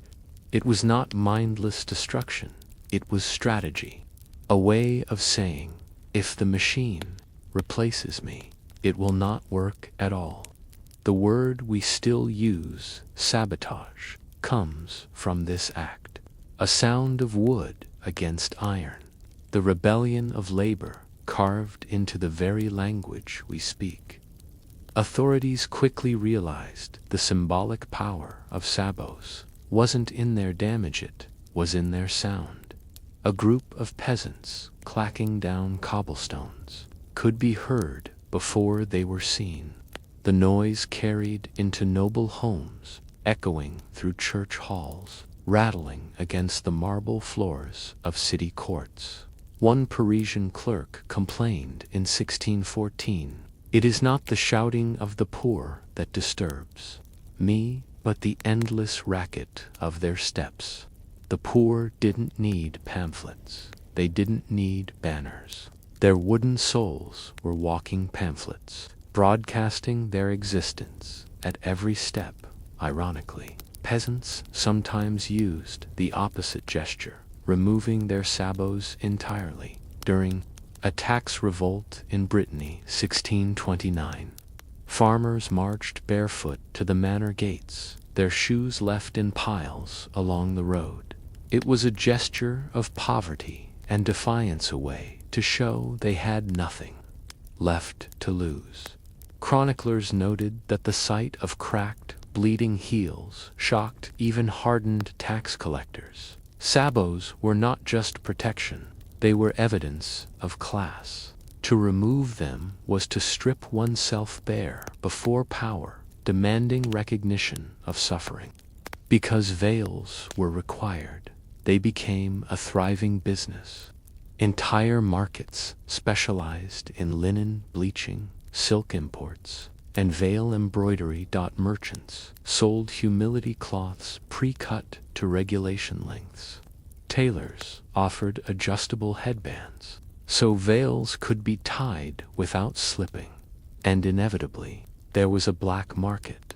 Veils smuggled from Venice, dyed illegally in colors reserved for nobles to wear. One was risky, but for some, the risk was worth the statement. The city quiets. A woman folds her veil by candlelight. Tomorrow she will wear it again, carefully measured, carefully tied, carefully judged. It is heavy not in weight, but in meaning. It hides her hair, it shows her status. It conceals her thoughts, but reveals her obedience. And she wonders, as we might, when modesty is measured in inches of cloth, who is it really, protecting the woman beneath, or the society watching above? By the 14th century, European cities were swelling with merchants, guildsmen, and migrants. Wealth was shifting. Families once poor could now afford fabrics previously out of reach. This new prosperity terrified the ruling elites. How could one distinguish a merchant's wife from a noblewoman if both wore silk veils? The solution: laws of covering. In Venice, inspectors literally measured cloth in public. In Milan, dyed veils in deep saffron or crimson were restricted to patrician families. Wearing one illegally could lead to fines or public shaming. Where the offending veil was torn off in the marketplace, the veil thus became a city's visual border: who belonged above and who below. Unlike jewelry or rings, veils were visible from afar. You could see a woman's status across a street from a church pew. Even in a crowded market, officials relied on this visibility to police morality. In Florence, a group known as the Officiali del Dun patrolled the streets to check women's veils. They reported those too sheer, too bright, or too long for their class. Neighbors, too, became enforcers. A jealous wife might denounce another woman for wearing silk beyond her means. Rival families whispered about daughters who wore their veils too high, claiming it revealed arrogance. The veil became a community contract enforced not by choice, but by eyes. Widows bore the heaviest weight of veil politics. In Florence, widows were required to wear long black veils for at least 2 years, regardless of age. In England, sumptuary orders declared widows must wear sad colors of wool, forbidding silk or linen. In Spain, widows could not remarry until their mourning veil was set aside by clerical permission. Some widows resisted. In Naples, a wealthy merchant's widow scandalized her parish by dyeing her mourning veil blue and embroidering it with gold thread. The case reached court, where she argued the veil represented not sorrow, but heavenly hope. Her fine was heavy, but her statement lingered. Women could redefine meaning, even within restrictive cloth. Veils also carried associations of 4eignness. In Mediterranean cities, contact with Byzantine Jewish and Muslim communities influenced styles. In Toledo, Muslim women under Christian rule were forced to wear distinct colored veils to mark them out. Jewish women faced similar restrictions in France and Italy. The veil thus shifted from universal modesty to segregated identity. A piece of fabric could brand someone as foreign, dangerous, or suspect. Behind every veil stood a maker, seamstress, often working in cramped corners, stitched hems, added lace, and inserted subtle symbols into fabric. Some quietly disobeyed regulations, using imported dyes or smuggled silk threads. Women commissioned secret alterations. A veil cut slightly longer, dyed slightly deeper, folded to resemble noble styles. These were not loud rebellions. They were soft acts of defiance, stitched into seams and whispered across looms. A veil could obey the law on the surface while defying it. In every fold, carnival season flipped the script. For a brief time, women and men alike donned masks and veils without regulation. Nobles disguised themselves as peasants, peasants as nobles. Gender lines blurred.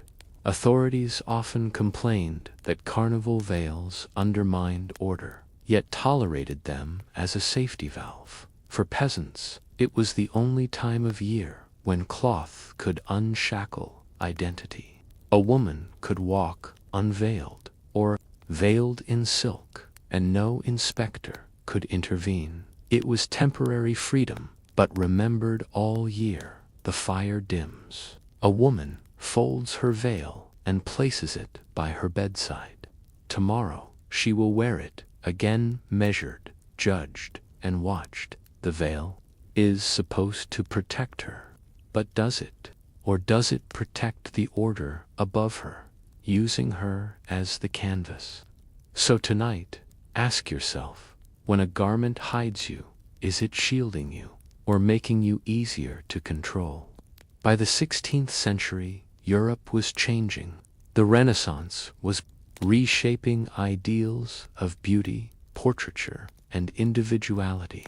Where once the veil was required in nearly every city ordinance, now women appeared unveiled in paintings, their hair braided or adorned with pearls. In Italy, noblewomen displayed elaborate hairstyles, covered only lightly with sheer veils. In France, Catherine de' Medici's court turned headwear into towering fashion hoods. Coifs and caps replaced simple veils. The fabric that once defined virtue and status was now being replaced by ornament and art. The old veil laws still lingered in dusty records, but inspectors no longer measured hymns. The veil was losing its grip. Religious upheaval reshaped the veil's meaning. In Protestant regions, reformers criticized elaborate veils as vanity. Some encouraged simpler caps, declaring hair coverings should be plain, not decorative. In Catholic areas, veils remained tied to rituals of chastity and mourning, but daily enforcement weakened across both. Women gained more choice, though always under the scrutiny of doctrine. In Geneva, Calvin himself declared that a woman's virtue is not measured in cloth, but in conduct. It was radical for the time, yet still kept women under theological gaze. The veil had shifted from civic law to moral symbol, less tangible, but still powerful. By the 1600s, royal courts turned away from veils altogether. In Spain, the men evolved into a decorative lace head covering, more ornament than modesty. In England, Elizabethan portraits showed women with elaborate collars and exposed hair, veils reduced to light adornment. Where once the veil concealed, now exposure itself was fashionable, and yet the memory of control lingered.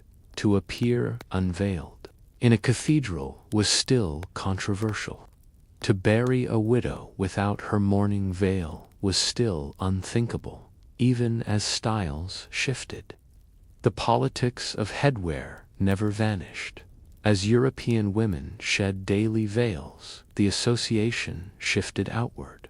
Muslim women in North Africa and the Ottoman Empire continued wearing veils as cultural tradition. European travelers began to describe these garments with fascination or fear, framing them as symbols of foreignness.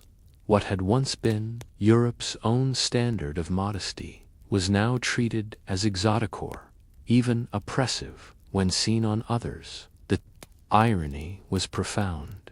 A garment once used to discipline European women became a way to define difference abroad, even as urban elites abandoned veils. Rural communities kept them. In German villages, married women wore linen caps and veils into the 18th century.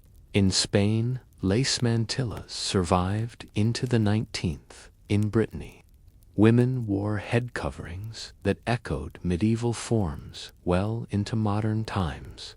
For these women, the veil was less about politics than continuity, thread linking generations. It was identity, heritage. A folded veil lies on a wooden chest, untouched, forgotten by a new generation that prefers hairpins and ribbons. Yet the fabric remembers. It remembers fines, sermons, whispers, and suspicion. It remembers being a prison and a protection, a marker of grief and a measure of obedience. And though styles have changed, the question remains timeless. When society dictates what must cover the body, is it protecting virtue or just protecting itself? It begins not in a market square, but in the sea. Along the rocky coasts of Phoenicia, fishermen harvested tiny mollusks called murex. From their glands came a drop of liquid, pale at first, but turning deep violet when exposed to air. This was Tyrian purpura dye, so rare that thousands of shells were needed for a single ounce. The process stank of rot, but the color it produced was luminous, resistant to fading, and unlike anything else in nature. From antiquity through the Middle Ages, purple was no ordinary color. It was power itself, and for that reason it was forbidden. In the Roman Empire, only emperors and certain high officials could wear purple togas. To be seen in the dye without permission was treason, punishable by death. The Byzantines inherited this obsession. Their emperors were described as born in the purple porphyrogenitus, meaning born in a chamber lined with purple stone. When medieval Europe rose from Rome's shadow, purple remained loaded with danger. To wear it as a commoner was to claim status you did not own. It was not just vanity. It was blasphemy against the order of the world across Europe. Laws restricted purple to the very highest classes. In England, 1363, Edward III's sumptuary law declared that only royals and dukes could wear cloth dyed in purple. In Florence, purple silks were limited to the nobility. Even wealthy merchants faced fines if caught in the forbidden shade. In Castile, the penalty for commoners wearing purple was confiscation of property. Inspectors were trained to identify shades, sometimes absurdly so. Dark crimson could be mistaken for violet, and women were hauled before courts to prove the source of their dye.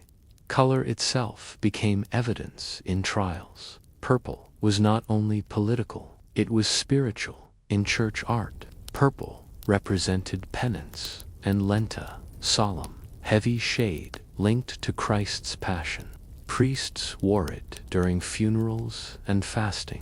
For a layperson to wear purple in daily life was thus a form of sacrilege, a claim to sacredness without office. One bishop in Cologne thundered in 1392, "The sinner who cloaks herself in purple mocks the wounds of Christ with her vanity." To wear purple, then, was not simply to dress, it was to profane. Records from 1427 describe a merchant's wife, Margarita di Tommaso, accused of wearing a purple velvet gown at a feast.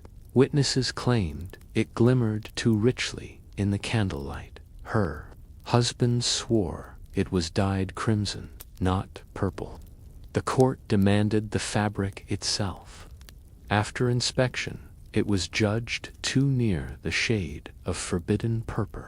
The gown was confiscated. The family fined heavily. Their reputation never recovered. It was not the fabric alone that condemned them, but the suggestion that they sought to appear above their station. By the late Middle Ages, sermons routinely listed purple among the colors of sin: red for lust, gold for greed, black for pride, and purple for pretension. The sin of appearing holier or nobler than one was. This interpretation blurred politics and piety. A woman in violet silk was not only breaking law, she was tempting heaven's wrath. Even dyers could be punished.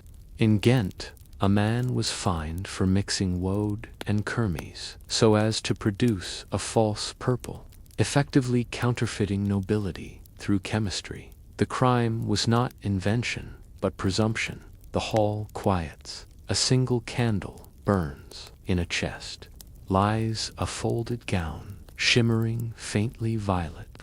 A woman touches it, hesitant. She knows it could ruin her. She also knows it could make her admired, noticed, envied. The cloth is not just fabric. It is risk. It is desire. It is sin. So, tonight, ask yourself, when beauty becomes dangerous, is it the color that corrupts or the fear of those who want to own it? By the 15th century, the scarcity of true Tyrian purple had only increased. The Mediterranean's murex beds were nearly exhausted. Entire stretches of coastline lay littered with broken shells, the remnants of centuries of harvesting. This rarity only magnified the dye's symbolic weight. Kings and dukes used it sparingly, reserving it for coronation robes, bishops' vestments, and state ceremonies. But scarcity also created fraud. Merchants began selling false purple, achieved by layering blue from woad with red from kermes or cochineal. To the untrained eye, it looked close enough. To inspectors, it was a crime in some cities. Counterfeit purple carried heavier fines than counterfeit coinage. Purple was also a political tool in Byzantium. Foreign envoys were received in halls, a reminder of imperial majesty. In Avignon, Popes sent bishops abroad with purple-lined cloaks as marks of their authority. In Florence, only members of the ruling signoria could wear purple stockings during official processions to dress. In purple was to announce allegiance, to withhold it. Wore a purple cloak during peace talks in 1477. It was reported that his rivals whispered, "He dresses as if he were a king." Color could derail negotiations. A robe was a statement. Louder than words, tailors and dyers bore the most dangerous burden in Venice. Tailors were interrogated about whether they knowingly stitched garments in forbidden shades. Their ledgers were examined, their dye samples tested. Some were whipped for supplying purple silk to clients of unworthy rank. One tailor in Milan confessed under pressure that he had been bribed to alter a gown's hem with purple trim. His punishment was public humiliation. He was forced to wear the gown himself while paraded through the streets. Marked as a fraudulent noble, it was not the wearer alone who faced suspicion, but the maker of the hand that dared to cut and stitch forbidden cloth for women. Purple was especially fraught. In many cities, married noble women were permitted purple for feast days or weddings, but widows were expected to abandon it for darker hues. A widow caught in purple risked being branded vain, lustful, or rebellious. In Siena, a 15th century widow was fined for wearing a violet hood. Her defense: it had been part of her trousseau, a gift from her late husband. The court did not relent. To wear purple in mourning was seen as mocking death itself. Purple became entangled not just with rank, but with morality. A woman in violet might be viewed as too proud, too worldly, perhaps even dangerous. The dye's connection to power carried a darker shadow: blood, because murex harvesting required crushing thousands of shells. Chroniclers often wrote of purple as being dyed in blood. The smell of dye vats was said to carry death itself. Priests seized on this symbolism, equating purple garments with the sin of blood guilt. Some sermons declared, "He who wears the color of blood not spilled by him wears a curse." To wear purple was to invite judgment, not only earthly fines, but divine suspicion. By the late 15th century, the discovery of the New World introduced a new rival to Tyrian purple, cochineal, a deep crimson from insects in Mexico. When mixed with indigo or woad, it produced vibrant, violet shades. Spain monopolized this trade, jealously guarding the source. To wear Spanish purple was to declare wealth and connection.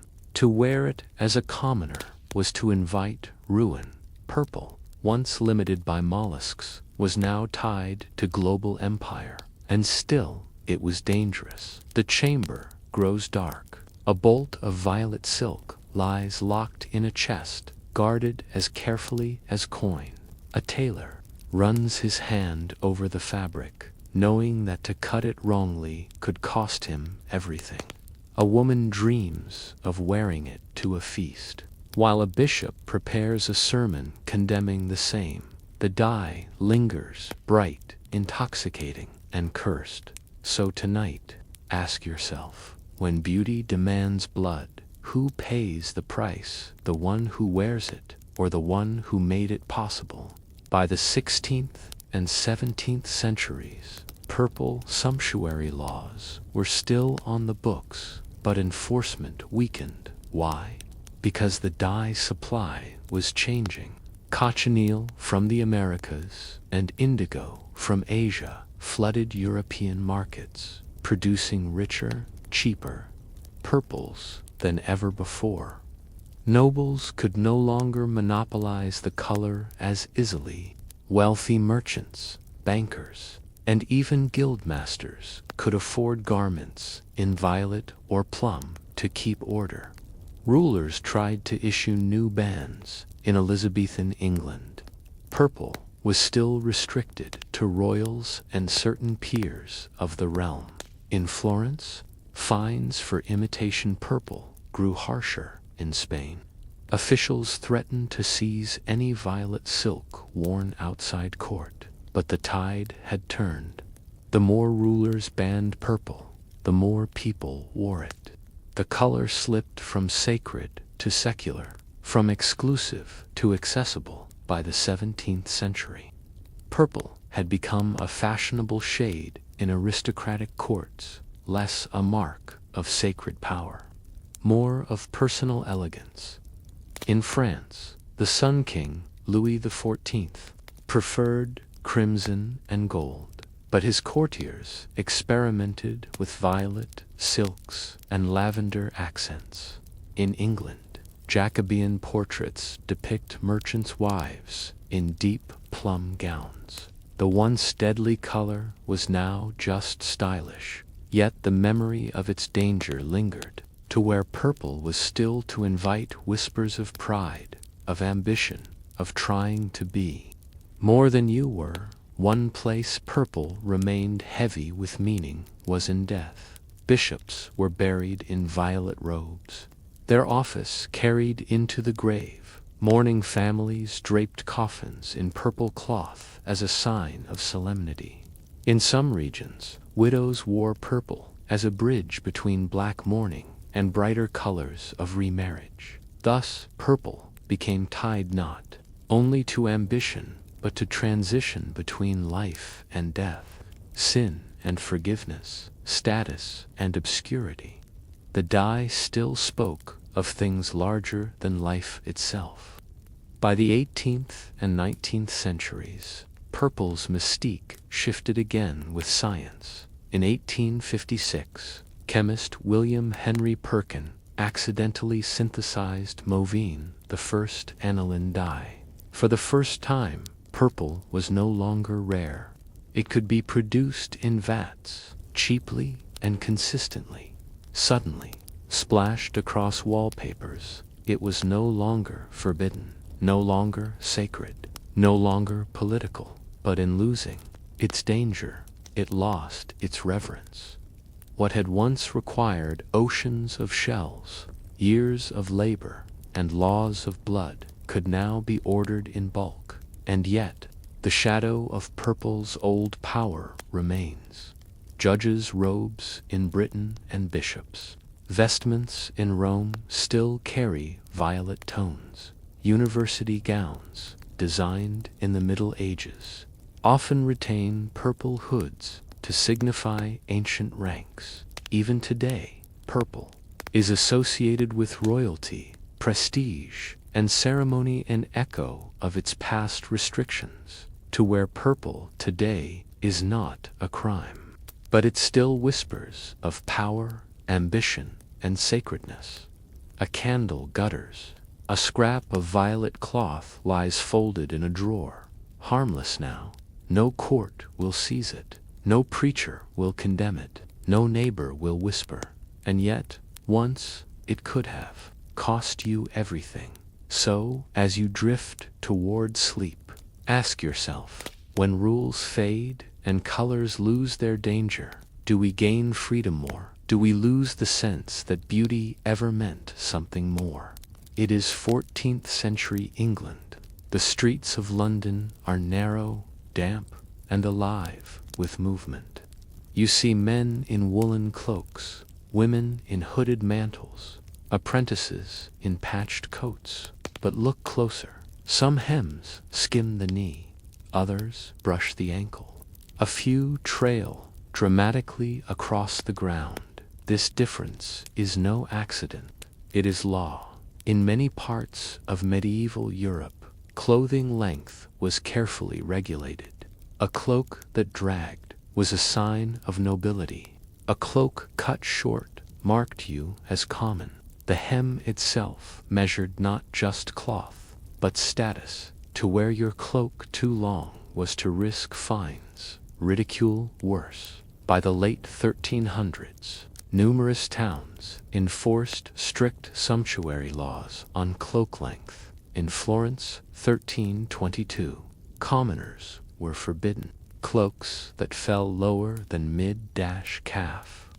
In London, 1363, the Statute of Apparel decreed that only knights and above could wear long gowns trailing upon the ground. In Prague, apprentices were limited to short cloaks for ease of work, while masters could wear longer hems. The message was clear. Cloth was hierarchy made visible. Fabric was expensive. Every inch of wool, silk, or velvet represented labor shearing. Sheep spinning thread, weaving cloth. A long cloak was not only impractical in mud and filth, it was wasteful. To wear trailing hems was to show, I am rich enough not to care if this cloth is ruined. Thus, nobles demanded that commoners keep their cloaks short. But they must not look wasteful, for waste belonged to the powerful. There was another reason for regulation: safety. In crowded streets or taverns, a long cloak could conceal weapons. A dagger tucked beneath folds might go unseen until too late. Authorities worried that commoners might use fashion as disguise, slipping into noble ranks under cover of trailing hems. In 1403, after a tavern brawl in York ended with a man stabbed from beneath a cloak, officials passed a bylaw banning cloaks below the shin for men under the rank of squire. Once again, the hem was policed as a threat. For women, cloak laws took on another layer: morality. In Florence, sermons railed against young women who wore gowns with trains too long, accusing them of vanity and temptation. Some cities imposed literal measurements. Brides' gowns could not trail more than 1 L, about 45 inches behind them. One moralist in Paris wrote, "The woman who drags her gown drags souls into sin." Yet wealthy brides still flaunted trains, yards long, carried by attendants through churches. It was both a show of wealth and a quiet defiance of law. Court records show cloak violations treated as serious civic offenses. In Venice, a merchant was fined for wearing a mantle that touched the ground during carnival, a style reserved for nobles. In London, a brewer's son was stripped of his cloak in the marketplace for wearing it too long for his station. In Florence, tailors were fined for sewing cloaks with hems knowingly longer than the law allowed. Thus, responsibility fell not only on the wearer, but also the maker. A single inch of fabric could incriminate to households. The streets fall silent. A cloak hangs by the door, its hem carefully measured, carefully cut. Its owner knows the danger of length, that a little too long is ambition, and a little too short is shame. The cloak is warmth, shelter, and style, but it is also a line you cannot cross. So tonight, ask yourself, when even fabric length becomes law, is it truly vanity being punished, or the dream of walking taller than you were born to? By the 15th century, Europe's textile trade was thriving. Wool from England, silk from Italy, linen from Flanders all carried immense value. A yard of fine cloth might equal a month's wages. This made cloak length a visible wallet, a cloak to the knees, respectable, practical, working, a cloak to the ankles, comfortable wealth, modest prosperity, a cloak trailing in the mud. Extravaganza, declaration that fabric was no concern. Rulers recognized this visual shorthand. To prevent confusion of estate, cities codified cloth use in legal rolls. Inspectors literally measured hems at festivals and feast days. Man's dignity could be calculated in inches of wool. Authorities were not wrong to fear the cloak. Long hems offered concealment not only of weapons, but of identity. Criminals could cover their faces with their hoods, while the folds of trailing cloth hid daggers, purses, or stolen goods. One London record from 1417 describes a thief who escaped justice by pulling his gown about him, vanishing into the crowd like a noble. This incident led to stricter enforcement of hem limits for apprentices and laborers. In practice, it meant the cloak that warms a lord in velvet condemns a peasant in wool. Women's hems carried even more symbolic weight. Maidens were expected to wear shorter cloaks, signaling youth and modesty. Married women could wear slightly longer gowns, but only if their station allowed. Brides were granted temporary exceptions. Their trains often several feet long, though laws attempted to cap them at 1 or 2 ells. The bridal train, though criticized as wasteful, was tolerated as spectacle. A Florentine preacher scolded, "She drags her vanity through the church, and we call it holy." Still, noble families used the wedding train to flaunt wealth, even renting extra cloth for the ceremony, only to return it afterward. Punishments for excessive hems often involved public humiliation in Siena. Offending cloaks were cut short in the town square. The excess fabric displayed like contraband in York. Men caught in trailing gowns were ordered to sweep streets as penance, forced to put their illegal hems to literal work in Florence. Tailors were fined double if they had knowingly stitched a hem too long, and sometimes their shop signs were taken down for a year. The cloak itself became the courtroom. Its folds were the evidence, its length the crime. Despite the restrictions, people found ways to bend the rules. Some tailors designed cloaks with hidden cords that could be tied up in public, shortening the hem to legal length, then untied in private for display.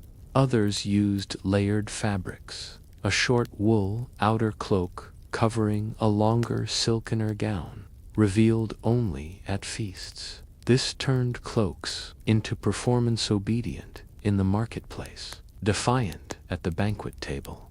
The law measured inches, but the people measured audience. The day ends. A cloak hangs heavy on a peg, its hem patched where it once dragged too low. Its owner thinks of tomorrow's market, of the inspector's glance, of the quiet humiliation of being measured like a bolt of cloth. The hem may warm the legs, it may trail in the dirt, but it also carries weight, not of fabric, but of fear. So before you sleep, ask yourself, when even walking becomes performance, how do you know if the garment is serving you, or you are serving it?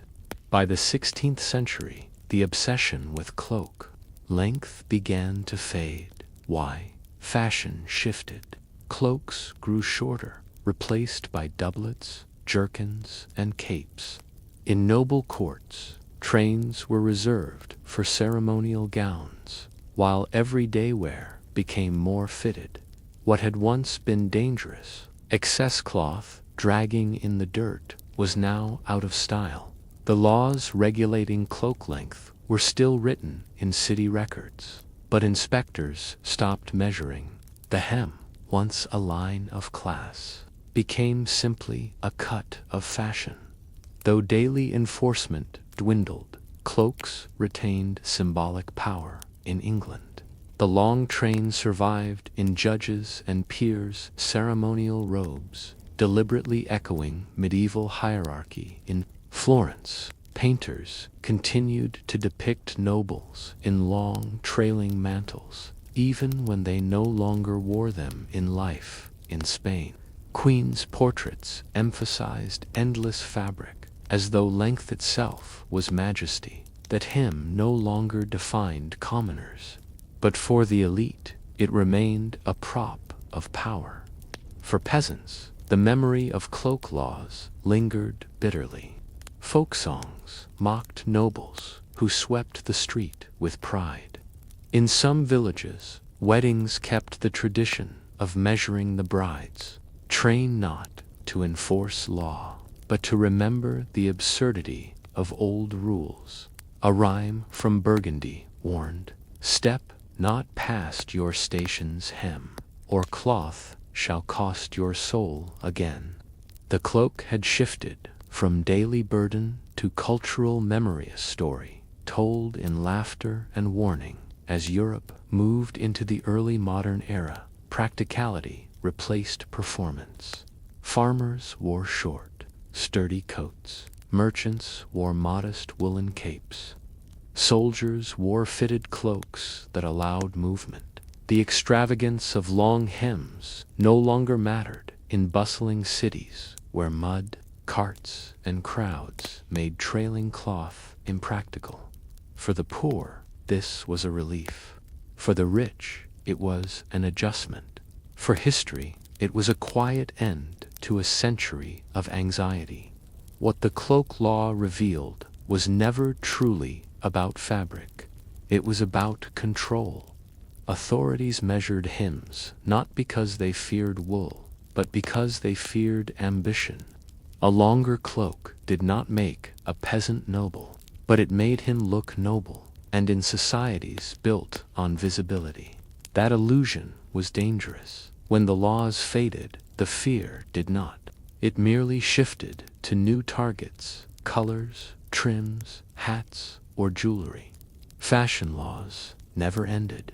They only changed form. The candle dies low. A cloak rests folded, its hem uneven from years of wear. No one will measure it tomorrow. No inspector will scold. The fabric will keep its owner warm, nothing more. And yet, in that hem lies a memory that once an inch of cloth could determine your fate. So tonight, ask yourself, what laws today measure not our clothes, but our ambition's quiet rules, that hem us in without us ever noticing?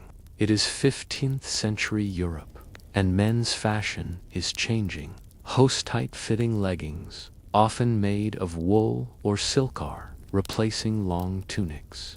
These hose were usually two separate pieces, tied at the waist. But there was a problem, the gap. When a man sat, bent, or even walked, the fabric pulled apart at the groin. What was exposed was not just embarrassing, it was scandalous. The solution was simple, a flap of cloth to cover the opening. At first plain and functional, this piece was called a codpiece, from the Middle English cod, meaning bag or pouch. It began as modesty, but like so many things in history, modesty quickly turned into spectacle. By the late 1400s, codpieces grew more elaborate. What had started as a discreet panel became padded, pointed, and prominent. Some were stuffed with cloth or horsehair. Others were brightly dyed or embroidered. A few were even shaped with wire, creating exaggerated bulges. What had begun as concealment now became a declaration. The codpiece shifted from covering shame to advertising virility. In paintings, men stand with hands on hips, their codpieces thrust forward. Even kings embraced the style. Henry VIII of England wore massive, padded codpieces, some decorated with jewels. What had once been a gap was now the centerpiece. The codpiece became a symbol of health. Large codpieces suggested fertility and strength, wealth. Only the rich could afford richly embroidered or jeweled versions. Power, combining virility with martial might. Chroniclers joked that men bowed to no one since their clothing already forced others to bow their eyes. Yet this display was not without tension. Clergy condemned the fashion as obscene, warning that men had turned modesty into arrogance. A Parisian preacher in 1515 thundered, "They cover what should be hidden." On another form, steel, armorers crafted plate codpieces for knights, not just as protection, but as part of the performance of war. Of armor from the 1540s includes a codpiece large enough to serve as a small shield. Whether practical or ceremonial, it sent a message. Virility and violence were united. To strike a man there was to strike his pride, and so Florence ordinances attempted to limit the size of codpieces, arguing they distracted from public decency. In England, sumptuary rules warned against padded or stuffed hose beyond reason. Preachers across Europe denounced codpieces as instruments of Satan's pride, but as with veils, cloaks, and shoes, the law could not stop fashion. The more it was condemned, the more men flaunted it.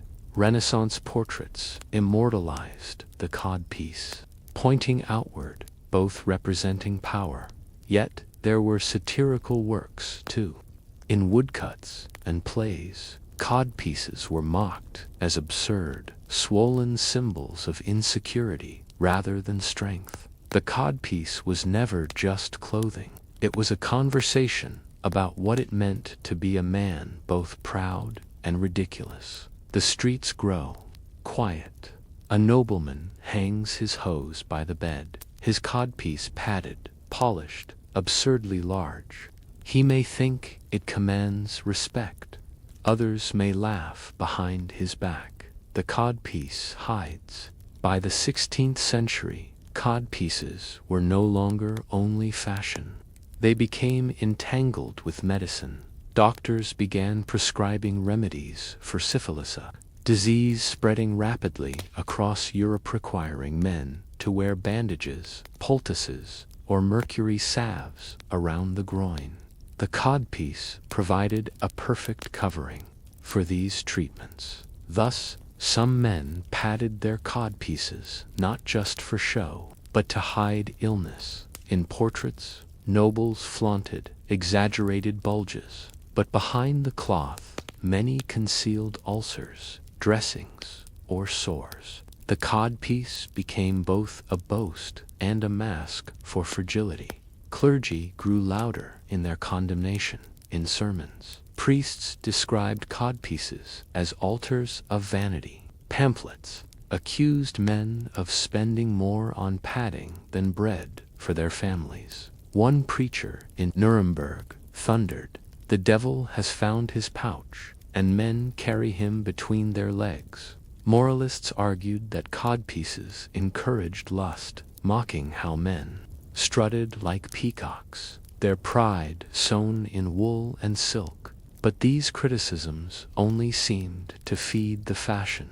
Young men, eager to defy sermons, wore codpieces bigger and brighter than before. On stage, the codpiece became a subject of ridicule. In English plays, woodcuts, peasants were drawn with absurd bulges to mock noble pretension. Italian farces turned codpieces into props, opening, flapping, or falling off for comic effect. What nobles wore as symbols of dignity, actors turned into jokes. Audiences laughed, but the satire cut deep. The codpiece revealed not strength, but insecurity. Despite mockery, soldiers clung to codpieces longest in battle armor. The metal codpiece remained both protective and symbolic. Some were crafted with fluting, ridges, or even engraved designs. A few were detachable, replaced with plainer versions for actual combat. But by the late 1500s, even military styles shifted. Codpieces shrank, then disappeared from armor altogether. The once proud bulge was now seen as unfashionable relic. of arrogance. By the early 17th century, codpieces had nearly vanished from fashion. Doublets grew longer, covering the groin. What had once been a centerpiece of masculinity was now an embarrassment. Writers mocked the previous century's styles as foolish. A satirical pamphlet from 1620 sneered, "Our fathers wore their manhood on their hose and thought themselves kings. We wear ours where it belongs." The codpiece, once pride of courts and kings, had become the butt of history's joke. The codpiece's rise and fall revealed much about masculinity, its anxieties. Symbol of status, and then collapsed under its own weight. It taught society that clothing could not only shape how we looked, but also how we imagined ourselves. The chamber darkens. A pair of hose lies folded, the codpiece stuffed, absurd in the flickering light.